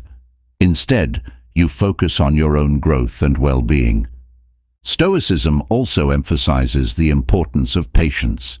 When someone dislikes you, it's tempting to want to resolve the situation quickly, either by confronting them or by trying to win them over. But Stoicism encourages patience. Over time, people's perceptions may change, or the situation may resolve itself naturally. By practicing patience, you allow events to unfold without forcing a resolution. This calm, measured approach helps you maintain your composure in the face of negativity. Another lesson from Stoicism is the practice of compassion, even for those who dislike you. While it's easy to respond to negativity with more negativity, Stoicism teaches that everyone is dealing with their own struggles. By responding with compassion, you rise above the pettiness of dislike. You don't have to engage with their negativity, but you can choose to approach the situation with kindness and understanding. This doesn't mean excusing their behavior, but it does mean recognizing their humanity and choosing not to add to the conflict. Stoicism also teaches that you have the power to redefine what success means in your interactions with others. When someone dislikes you, success doesn't have to mean winning their approval. Instead, it can mean maintaining your integrity, staying calm, and not allowing their negativity to affect you. By shifting your definition of success, you take control of the situation and focus on what you can achieve, your own peace and resilience. Responding like a Stoic means recognizing that dislike is a natural part of life. No matter how kind, hardworking, or genuine you are, not everyone will like you. Accepting this reality helps you let go of the need to be universally liked. Stoicism teaches that it's more important to be true to yourself than to be liked by everyone. By embracing this truth, you free yourself from the burden of trying to please people who may never appreciate you. Another Stoic principle is the practice of detachment. When someone dislikes you, it's easy to become emotionally entangled in their negativity. But Stoicism encourages you to detach from the situation. You don't need to get wrapped up in their opinions or feelings. By maintaining a sense of emotional distance, you protect yourself from being drawn into conflict or hurt. Detachment allows you to observe the situation calmly and respond with clarity. Stoicism also teaches the value of humility. When someone dislikes you, it's natural to want to defend yourself or prove them wrong. But responding like a Stoic means acknowledging that you don't always need to be right or win the argument. Humility allows you to let go of your ego and accept that not everyone will see things your way. This acceptance brings peace, as you no longer feel the need to fight for validation or approval. Stoicism encourages you to see challenges, including dislike from others, as opportunities for growth. When people dislike you, it tests your patience, resilience, and emotional control. Instead of viewing it as a negative experience, Stoicism teaches you to see it as a chance to strengthen your character. Each difficult interaction becomes a lesson in self-control, compassion, and emotional balance. By reframing the situation in this way, you turn adversity into an opportunity for personal development. Another way to respond, like a Stoic, is to remain consistent in your behavior. When someone dislikes you, their negativity might tempt you to act out of character or compromise your values. But Stoicism teaches that true strength lies in consistency. No matter how others treat you, you remain true to your principles. This consistency builds trust in yourself and shows others that you are not easily shaken by their judgments. Stoicism also teaches that it's okay to walk away from toxic situations. When someone dislikes you and their negativity becomes harmful, responding like a Stoic means knowing when to remove yourself from the situation. You don't need to engage with people who bring you down or make you feel small. Walking away is not a sign of weakness. It's a sign of strength and self-respect. Stoicism reminds you that your peace is worth more than winning over someone who doesn't appreciate you. Responding like a Stoic also means embracing silence. Not every situation requires a response, and sometimes the most powerful thing you can do is remain silent. When someone dislikes you and tries to provoke a reaction, your silence shows that you are in control of your emotions. It also demonstrates that you are not giving them the satisfaction of seeing you upset or defensive. Silence becomes a powerful tool for maintaining your composure and inner peace. Stoicism teaches that your value comes from within, not from others' opinions of you. When someone dislikes you, it doesn't diminish your worth. Responding like a Stoic means staying grounded in your own sense of self-worth, regardless of how others perceive you. This internal confidence allows you to move through life with ease, knowing that your value is not dependent on external validation. Another Stoic lesson is the idea of embracing discomfort. When people dislike you, it can create tension or discomfort in your interactions. But Stoicism teaches that discomfort is a natural part of life, and learning to embrace it helps you grow stronger.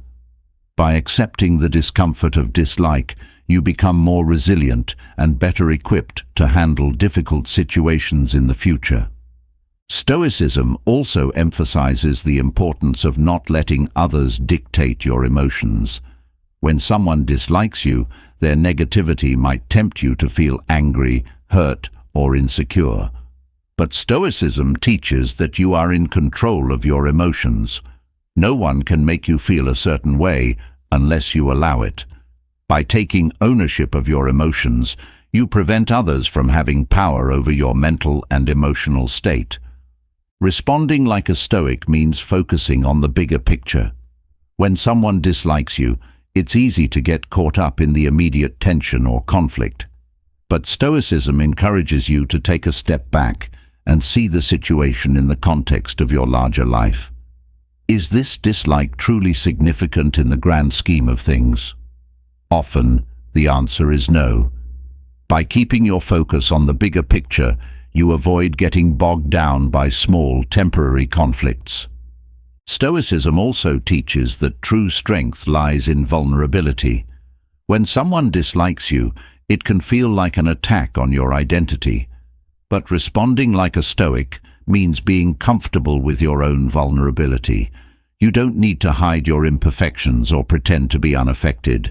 Instead, you embrace your humanity, knowing that it's okay to be imperfect and that others' dislike doesn't define your worth.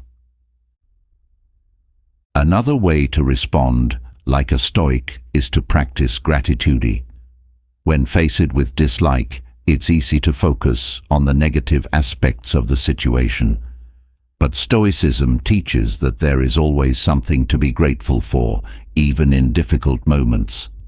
By focusing on what you appreciate in your life, you shift your mindset away from the negativity of others and toward a sense of abundance. Gratitude helps you maintain a positive outlook, even in the face of adversity. Stoicism reminds you that not everyone's opinion matters. When someone dislikes you, it's important to ask yourself whether their opinion truly holds weight in your life.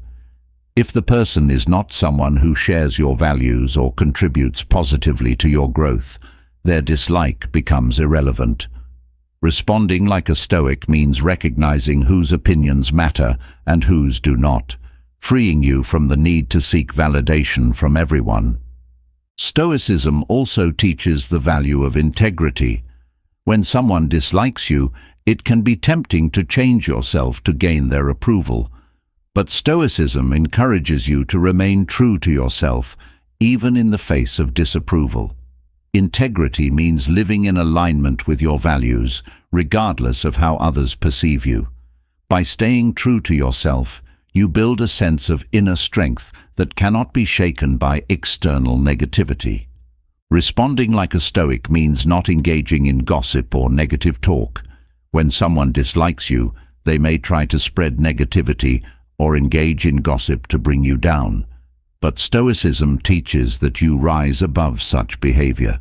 By refusing to engage in gossip or retaliate with negativity, you show strength and dignity. Your actions speak louder than words, and by maintaining your integrity, you demonstrate that you are not easily swayed by pettiness.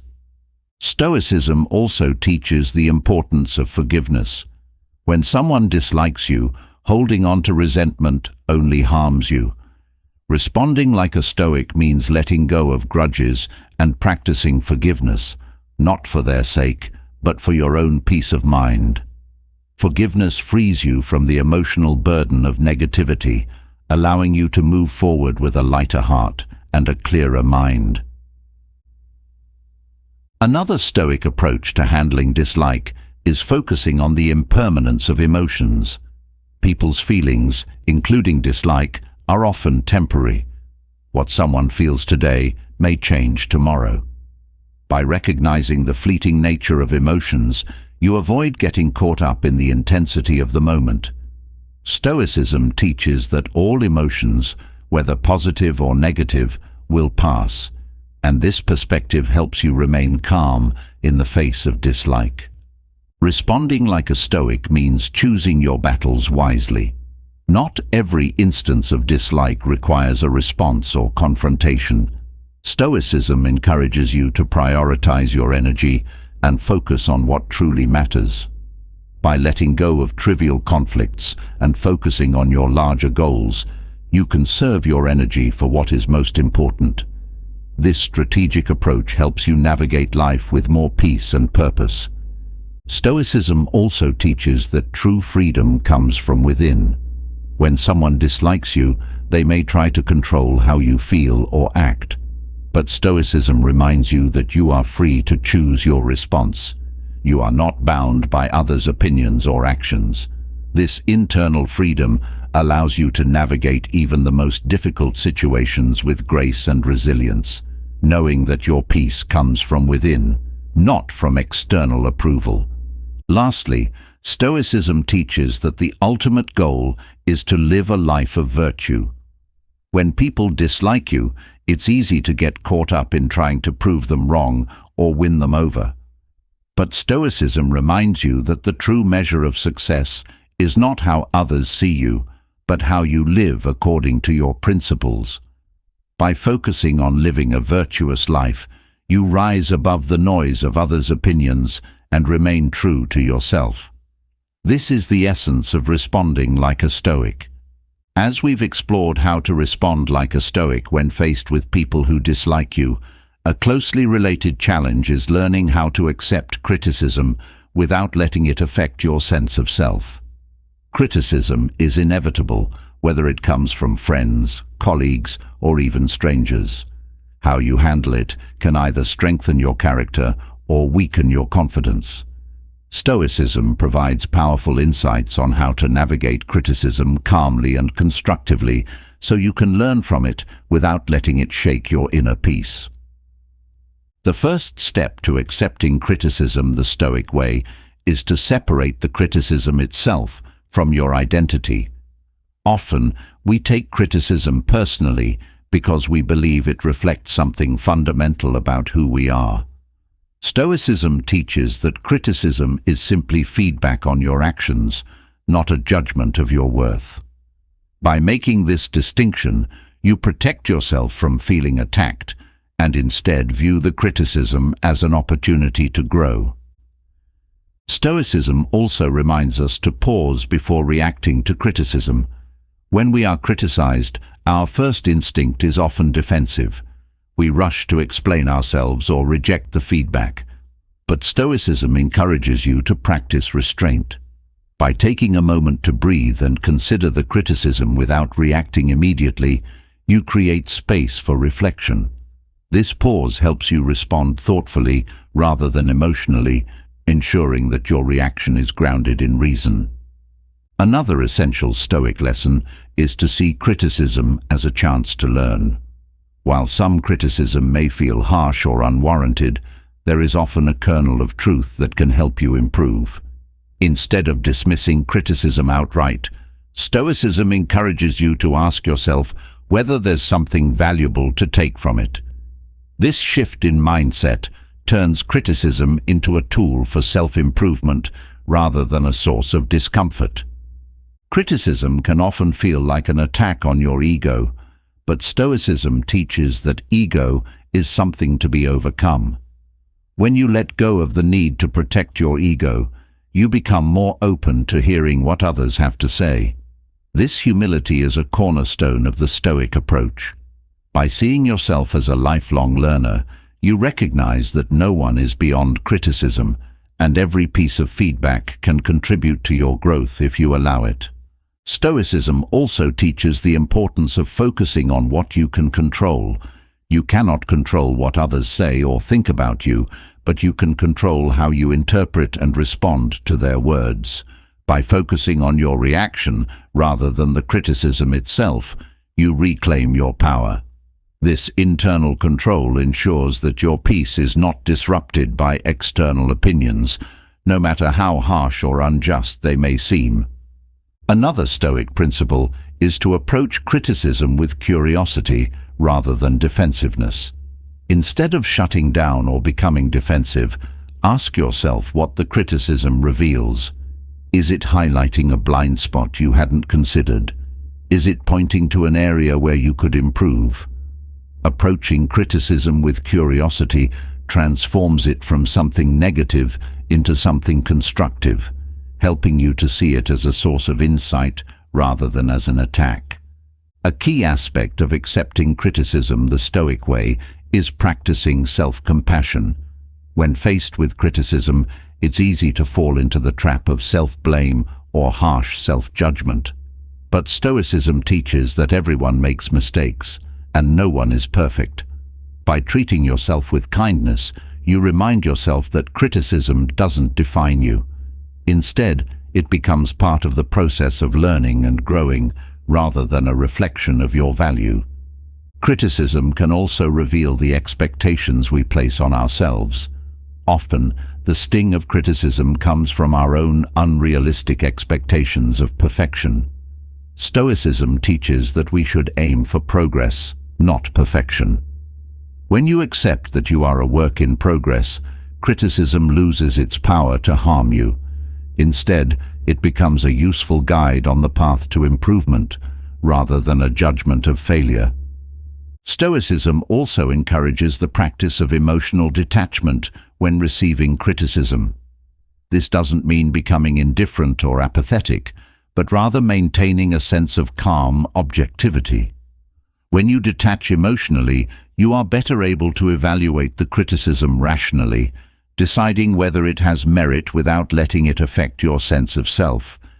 This detachment gives you clarity and allows you to engage with feedback constructively. Another Stoic approach to criticism is understanding that not all criticism is valid or worth taking to heart. Some criticism may come from people who don't have your best interests at heart, or who are projecting their own insecurities onto you.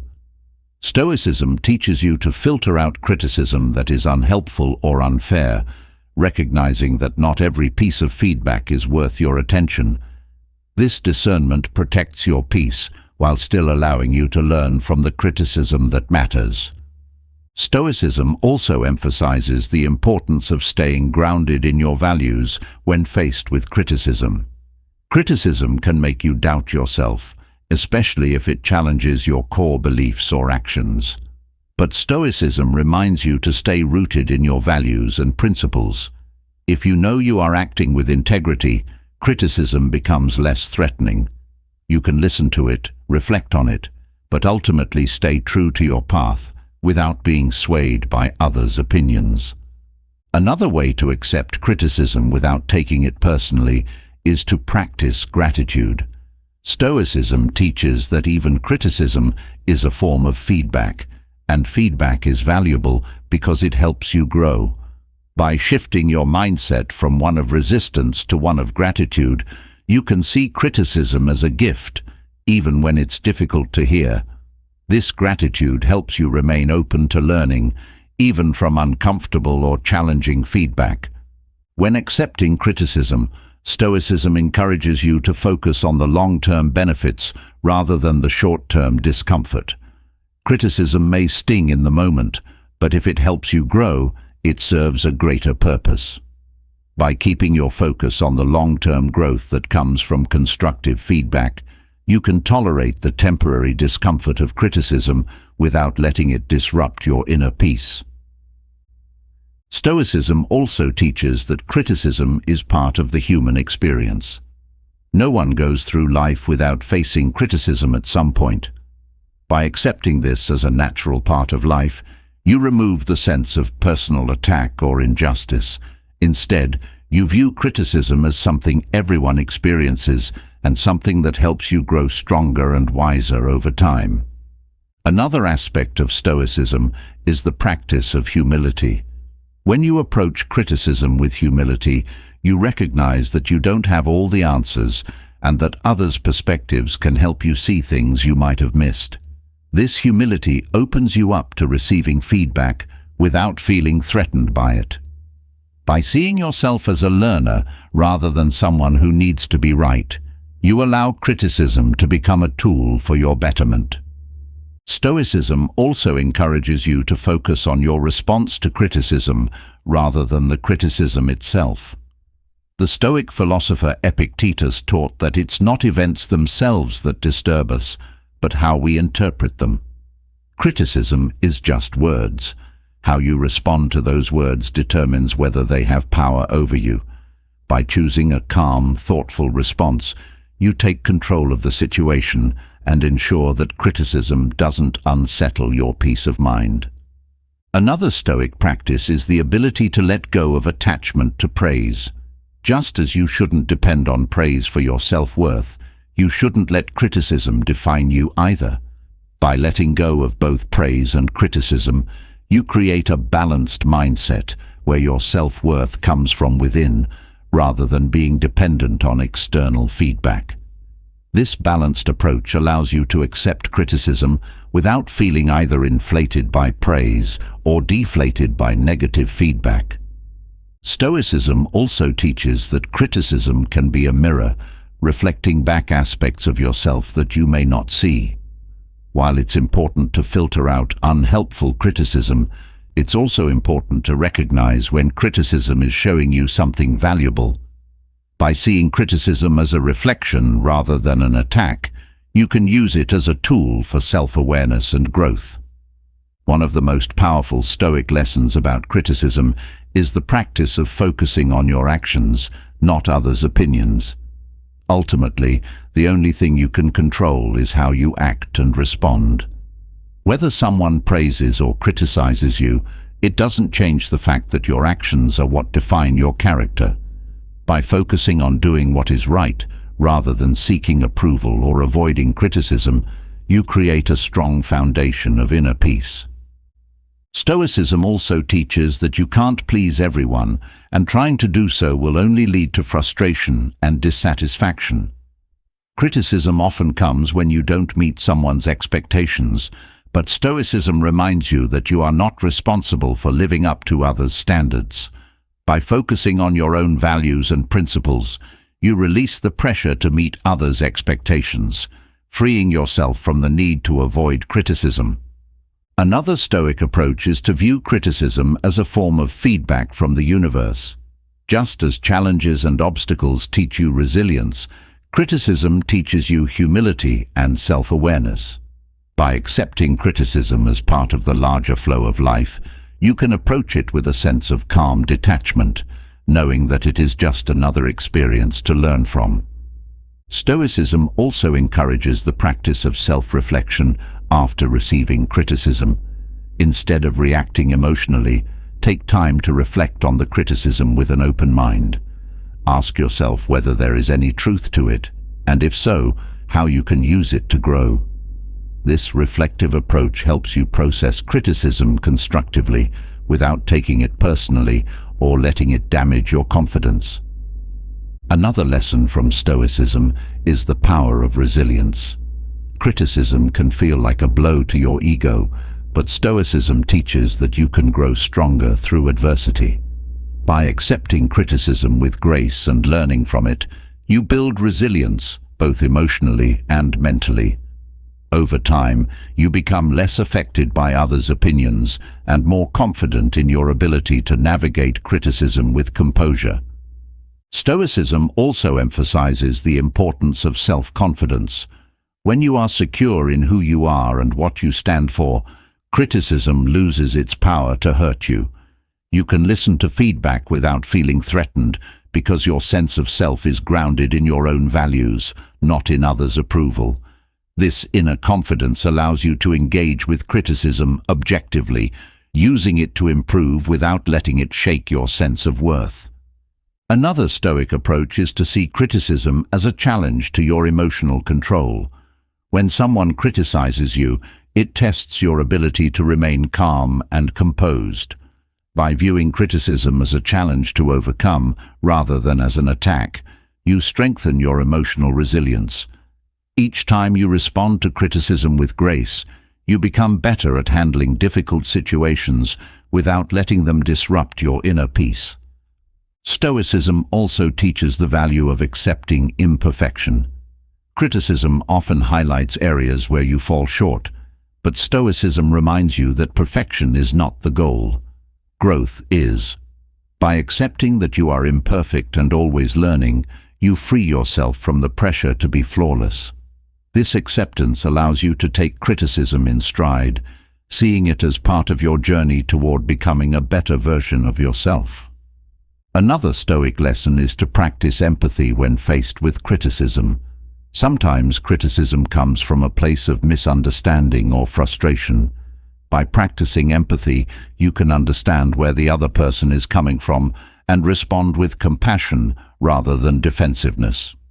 This empathy helps you maintain calm and prevents conflicts from escalating, allowing for more constructive conversations. Stoicism also encourages you to focus on the present moment when dealing with criticism. Often, criticism triggers thoughts of past mistakes or future anxieties. But Stoicism teaches that peace is found in the present moment. By staying grounded in the here and now, you can process criticism without letting it spiral into negative thoughts about the past or future. Another aspect of Stoicism is the practice of acceptance. Not all criticism will be fair or justified, but Stoicism teaches you to accept what you cannot change. If someone's criticism is unfounded, you don't need to argue or defend yourself. By accepting that not everyone will see things your way, you free yourself from the need to fight against every negative opinion. Stoicism also teaches the value of seeking out feedback voluntarily. Instead of waiting for criticism to come to you, actively seek feedback from those you trust. This proactive approach not only helps you grow, but also prepares you to handle criticism when it comes unexpectedly. By embracing feedback as part of your growth process, you become more resilient to criticism in all its forms. Lastly, Stoicism reminds you that criticism is not an obstacle, but an opportunity. Every piece of criticism, whether it's delivered kindly or harshly, offers a chance to learn, grow, and become stronger. By accepting criticism without taking it personally, you embody the true strength of Stoicism, remaining calm, composed, and focused on your own path, regardless of the opinions and judgments of others. Building on the ability to accept criticism without taking it personally, another important skill is mastering the art of non-reaction, particularly when others try to undermine you. There will always be moments when people attempt to shake your confidence, question your abilities, or diminish your accomplishments. These situations can stir strong emotions, but the true power lies in remaining calm and composed. Stoicism teaches us that inner peace doesn't come from controlling others' actions, but from mastering our own responses. One of the first lessons in Stoicism is that reacting impulsively to someone's attempt to undermine you only gives them power. When you respond with anger, frustration, or defensiveness, you are allowing them to control your emotions. Non-reaction, on the other hand, is about maintaining your emotional sovereignty. By staying calm and collected, you deny them the satisfaction of seeing you flustered or upset. This inner control is the key to remaining grounded. Non-reaction is not about passivity or avoidance, but about choosing your response with clarity. When someone tries to provoke you, their goal is often to elicit an emotional reaction that validates their attempt to undermine you. Stoicism teaches you to rise above such provocations by pausing before responding. In this pause, you find the space to decide whether the situation even warrants a response at all. Sometimes, silence is the most powerful answer. When others attempt to undermine you, it often stems from their own insecurities. Recognizing this can help you detach from the situation. Instead of seeing their actions as a personal attack, you begin to understand that their behavior is a reflection of their own inner struggles. This understanding creates emotional distance, allowing you to remain calm because you know their actions have nothing to do with your worth. Stoicism also teaches the importance of focusing on your purpose, rather than on the distractions created by others. When someone tries to undermine you, it's easy to get caught up in defending yourself or proving them wrong. But Stoicism encourages you to stay focused on your goals and values, regardless of external noise. By staying centered on what truly matters to you, you prevent others from derailing your progress with their negativity. Another key aspect of non-reaction is understanding that not every provocation deserves a response. Stoicism teaches that you should choose your battles wisely. When others try to undermine you, their actions often stem from a desire to bring you down to their level. By choosing not to engage, you elevate yourself above their negativity. You maintain your dignity and strength by refusing to be pulled into unnecessary conflicts. Remaining calm in the face of being undermined also requires a strong sense of self-worth. When you are secure in your abilities and character, others' attempts to diminish you lose their sting. You know who you are and what you stand for, and no one's words or actions can take that away from you. This self-assuredness is a powerful shield against any attempt to undermine your confidence. Non-reaction also involves mastering your thoughts. When others try to undermine you, it's natural for negative thoughts to arise: doubt, anger, or frustration. But Stoicism teaches that these thoughts do not have to control you. By observing your thoughts without becoming attached to them, you can maintain your calm. You recognize that these emotions are temporary and that reacting to them impulsively would only give the situation more power than it deserves. Another Stoic principle is the practice of detachment from outcomes. When someone tries to undermine you, their goal is often to disrupt your peace or influence your future success. But Stoicism teaches that you cannot control the outcomes of every situation. What you can control is your own response. By detaching from the need to change the outcome, you free yourself from the pressure to react. You remain focused on your actions and values, trusting that the outcome will take care of itself. Stoicism also encourages us to view challenges, including attempts to undermine us, as opportunities for growth. Every time someone tries to provoke a reaction, you have the chance to practice patience, self-control, and emotional resilience. By seeing these moments as opportunities to strengthen your character, you shift your perspective from one of frustration to one of empowerment. The challenge becomes a chance to grow rather than a source of stress. Non-reaction also requires emotional resilience. When others undermine you, it's easy to feel hurt or frustrated. But Stoicism teaches that these emotions are natural and temporary. By acknowledging your emotions without letting them dictate your behavior, you develop resilience. This resilience allows you to face provocations with grace, knowing that your inner peace is more important than winning a confrontation. Stoicism also emphasizes the importance of focusing on your own character rather than on others' actions. When someone undermines you, their actions are often driven by their own insecurities or motivations. Instead of getting caught up in trying to understand or change them, Stoicism teaches you to focus on maintaining your own integrity. By staying true to your values, you ensure that your response reflects who you are, rather than being dictated by someone else's negativity. Another important aspect of non-reaction is practicing empathy, even for those who try to undermine you. It's easy to respond to negativity with more negativity, but Stoicism encourages you to rise above this impulse. By practicing empathy, you recognize that everyone is dealing with their own struggles. Their attempt to undermine you may stem from fear, insecurity, or jealousy. This doesn't excuse their behavior, but it helps you respond with compassion rather than anger.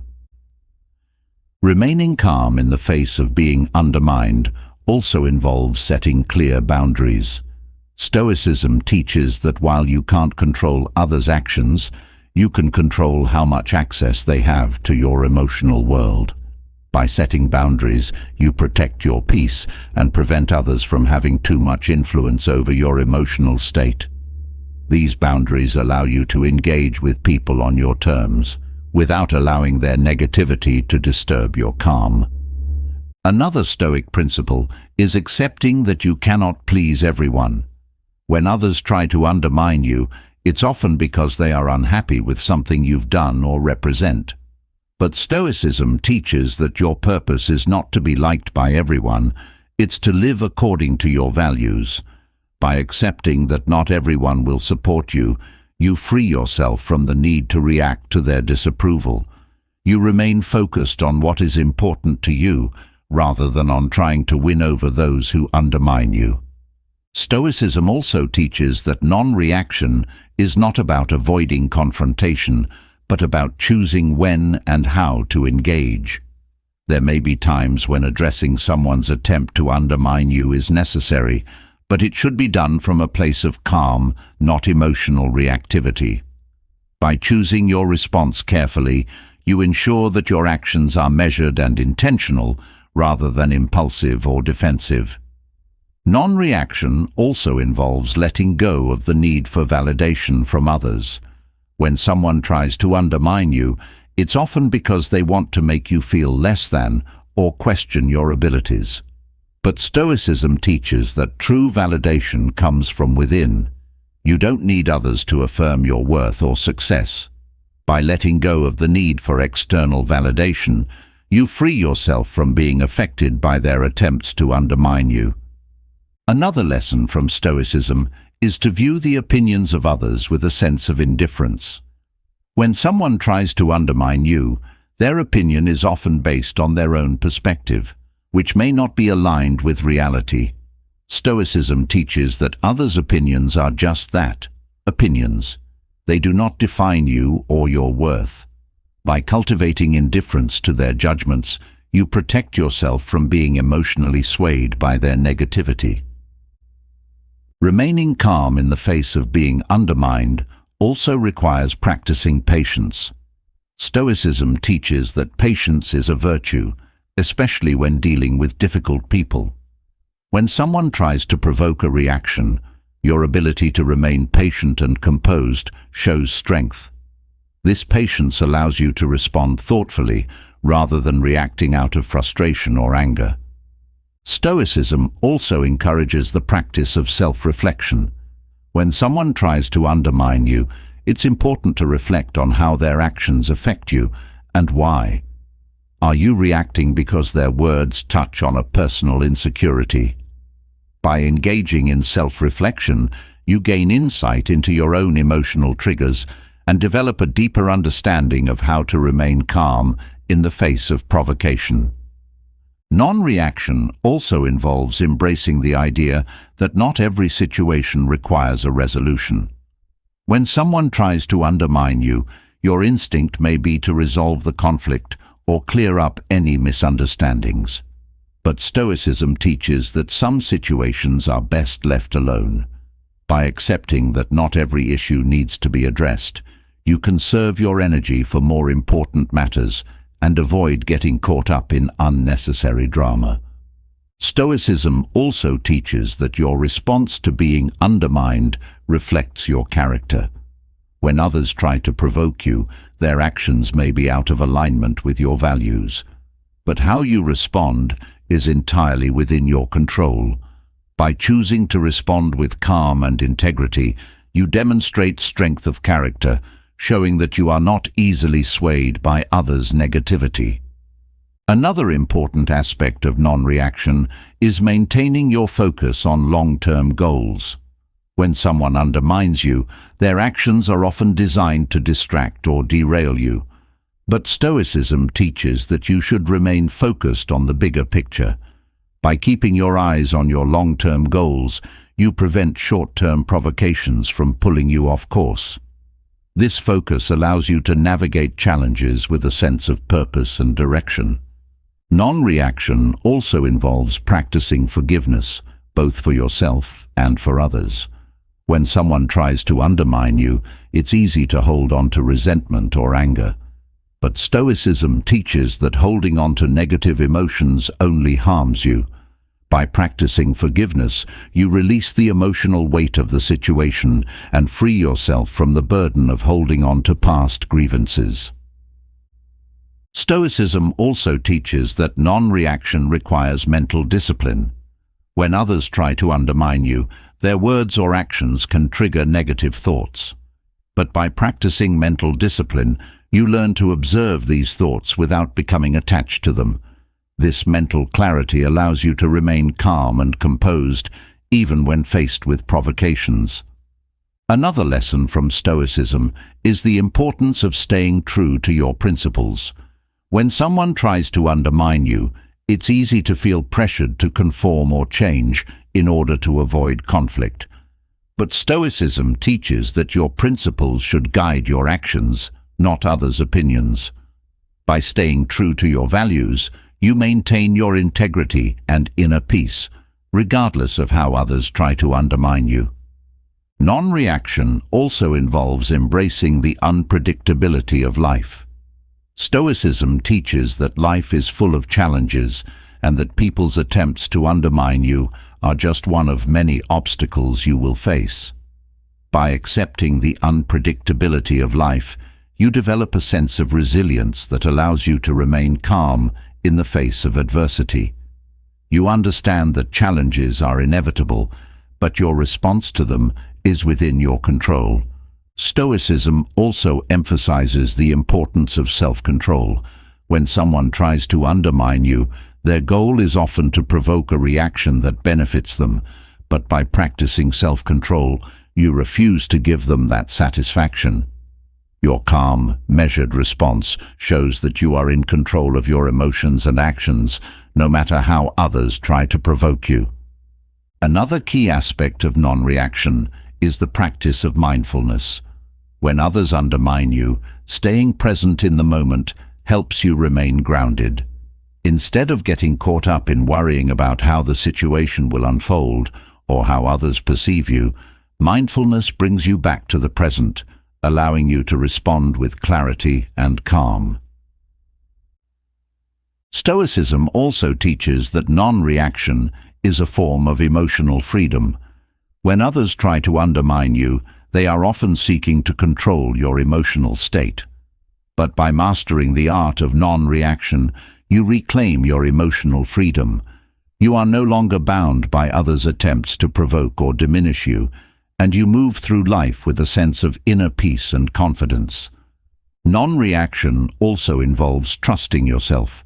Stoicism teaches that your inner wisdom is your greatest guide.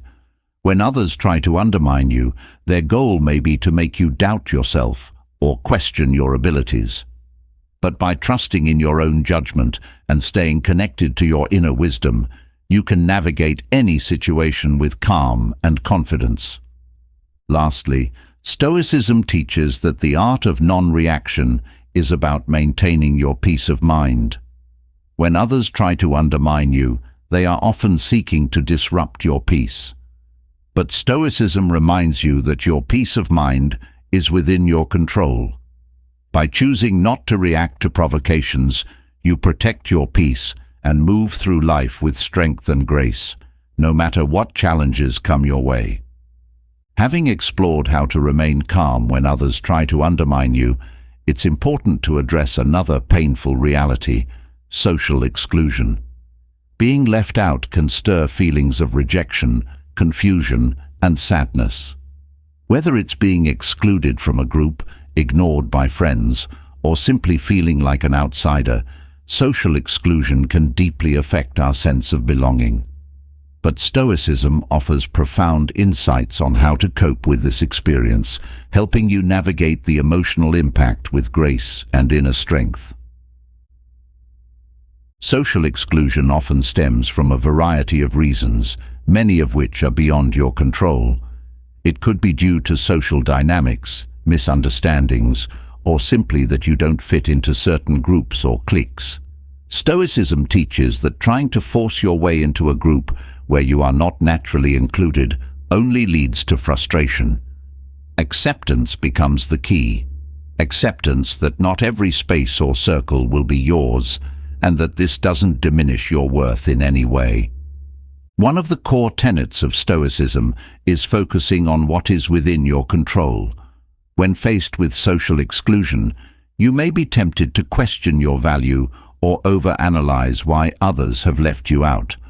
But the truth is, you cannot control how others behave.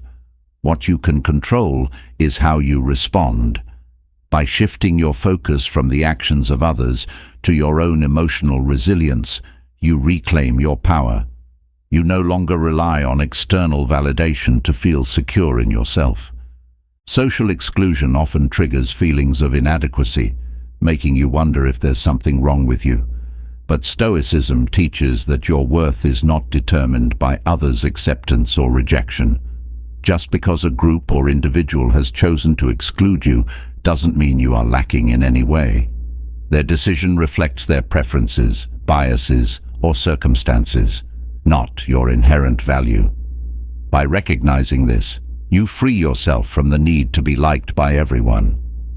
One way Stoicism helps you cope with social exclusion is by encouraging self-reliance. When you are left out, it's easy to feel isolated and lonely. But Stoicism teaches that you are enough on your own. Your sense of fulfillment comes from within, not from being included in social groups. This mindset shift helps you realize that while social connections are important, they are not the sole source of your happiness. You are capable of finding peace and contentment within yourself, regardless of external acceptance. Stoicism also teaches the importance of embracing solitude. Social exclusion can feel like a forced loneliness, but Stoicism reframes solitude as an opportunity for self-reflection and growth. When you are excluded, you have the chance to deepen your relationship with yourself, to explore your own thoughts and values without the noise of external influences. This time alone can strengthen your inner resilience, allowing you to emerge more self-aware and self-assured. Another Stoic lesson is the practice of letting go of attachment to outcomes. Social exclusion often feels like a loss of connection, friendship, or belonging. But Stoicism reminds you that attachment to these outcomes can cause unnecessary suffering. By letting go of the need to be included, you free yourself from the emotional weight of exclusion. This detachment doesn't mean you stop caring about relationships, but it means you stop letting their absence define your emotional well-being.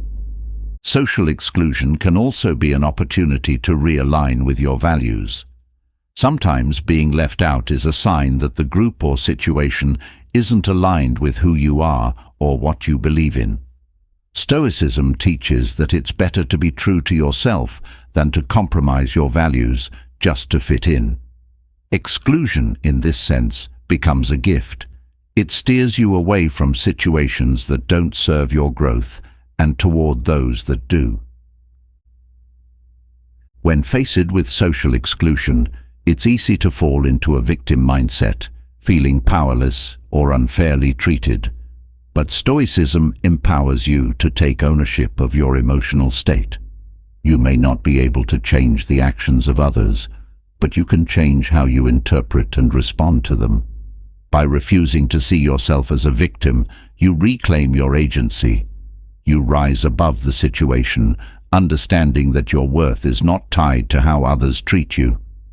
Another Stoic practice that helps with social exclusion is cultivating gratitude. When you feel left out, your mind tends to focus on what you lack, the relationships or opportunities you've been excluded from. But Stoicism teaches you to shift your focus to what you do have. By practicing gratitude for the relationships, experiences, and connections that are present in your life, you create a sense of abundance. This gratitude helps to soften the sting of exclusion, reminding you that you are still supported in other ways. Social exclusion can sometimes be a form of rejection, which can deeply wound the ego. But Stoicism teaches that the ego is something to be transcended. When you are able to detach from your ego's need for approval or inclusion, you stop seeing exclusion as a personal attack. Instead, you recognize that it's simply part of life. By releasing your ego's need for validation, you develop a sense of inner peace that is not dependent on the opinions or actions of others. Stoicism also encourages you to approach social exclusion with curiosity rather than resentment. Instead of feeling bitter about being left out, you can ask yourself what this situation is teaching you. Is it highlighting areas where you can grow in self-reliance? Is it revealing a misalignment between your values and those of the group? By approaching the situation with a sense of curiosity, you transform it from a source of pain into an opportunity for insight and growth. Another Stoic lesson is the practice of forgiveness, both for yourself and for others. When you are excluded, it's easy to harbor resentment toward those who have left you out or to blame yourself for not fitting in. But Stoicism teaches that holding on to these negative emotions only harms you. By practicing forgiveness, you let go of the emotional baggage that comes with exclusion. You free yourself from bitterness and create space for healing and growth. Stoicism also teaches the value of perspective. Social exclusion may feel overwhelming in the moment, but in the grand scheme of your life, it is just one small event. By zooming out and seeing the bigger picture, you can put the situation into perspective. This broader view helps you realize that exclusion, while painful, is not the end of the world. You have many other opportunities for connection, growth, and fulfillment. Non-reaction is another Stoic principle that helps when dealing with social exclusion. When you are left out, your initial reaction may be to confront the situation or demand an explanation. But Stoicism encourages you to practice non-reaction, to observe the situation calmly before deciding how to respond. Sometimes silence or choosing not to engage is the most powerful way to protect your peace and dignity. Stoicism also teaches the importance of resilience. Social exclusion can feel like a blow to your emotional strength, but it is also an opportunity to build resilience. Each time you face exclusion with grace and composure, you strengthen your ability to handle future challenges. Over time, you develop a deeper sense of emotional toughness, knowing that no matter what others do, you can remain centered and calm. One of the most empowering Stoic principles is the idea that you are the master of your own happiness. Social exclusion can feel like it takes away your joy, but Stoicism teaches that your happiness comes from within. Others may choose to exclude you, but they cannot take away your ability to find peace, contentment, and fulfillment in your own life.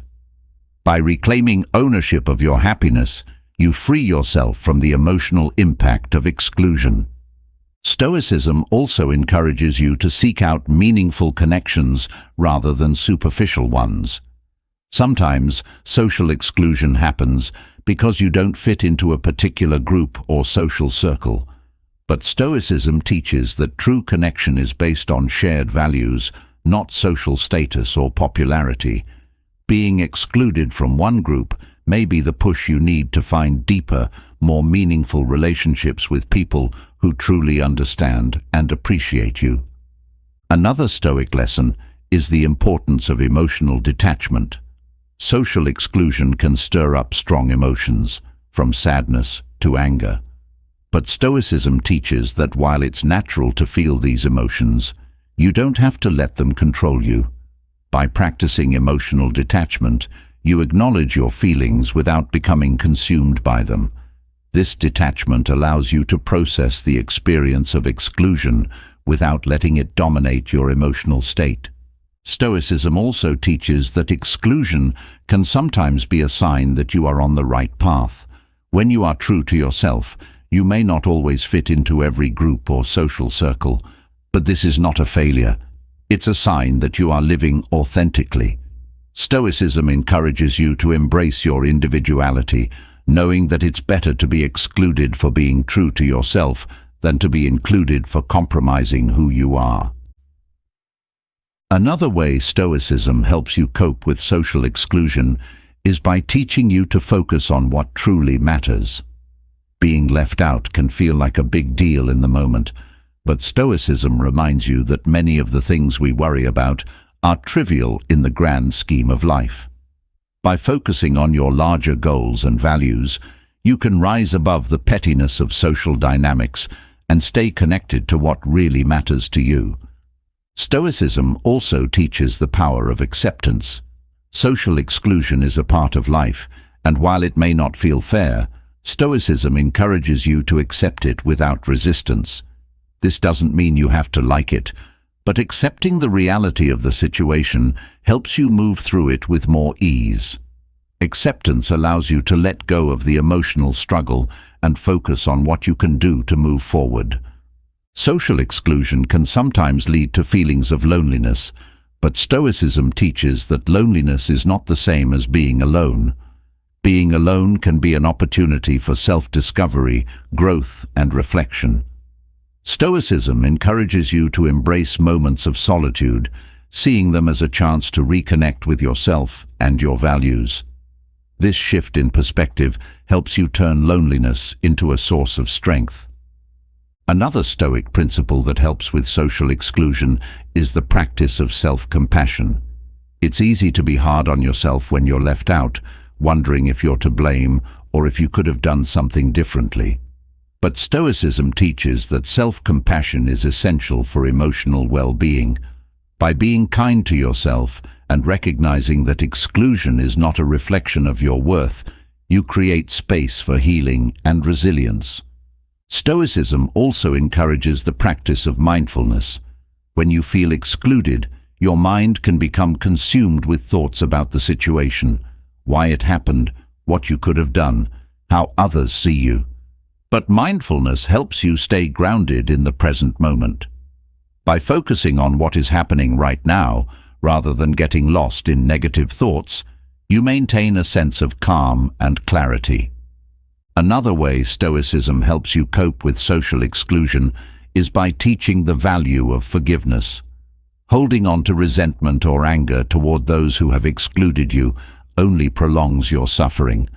By practicing forgiveness, you free yourself from the emotional burden of the situation. This doesn't mean you have to forget what happened, but it allows you to move forward with a lighter heart. Stoicism also teaches that social exclusion is often temporary. While it may feel like a permanent state, relationships and social dynamics are constantly changing. By keeping this in mind, you can avoid falling into the trap of thinking that exclusion defines your future. Stoicism encourages you to stay open to new opportunities and connections, knowing that the situation is not fixed. Finally, Stoicism teaches that social exclusion, while painful, is not a reflection of your value as a person. You are not defined by whether others include you or leave you out. Your worth comes from your character, your actions, and your integrity.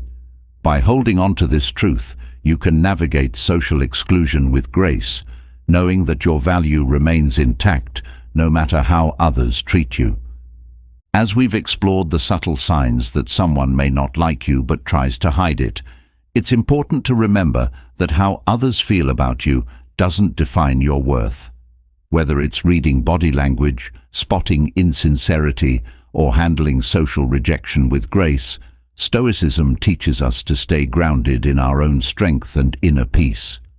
By recognizing these signs, you empower yourself to navigate relationships with clarity and confidence without losing sight of who you truly are. Now, I'd love to hear from you. Have you ever noticed any of these signs in your own life? How did you handle it? Drop a comment below and let's keep this conversation going. Your experience could be exactly what someone else needs to hear.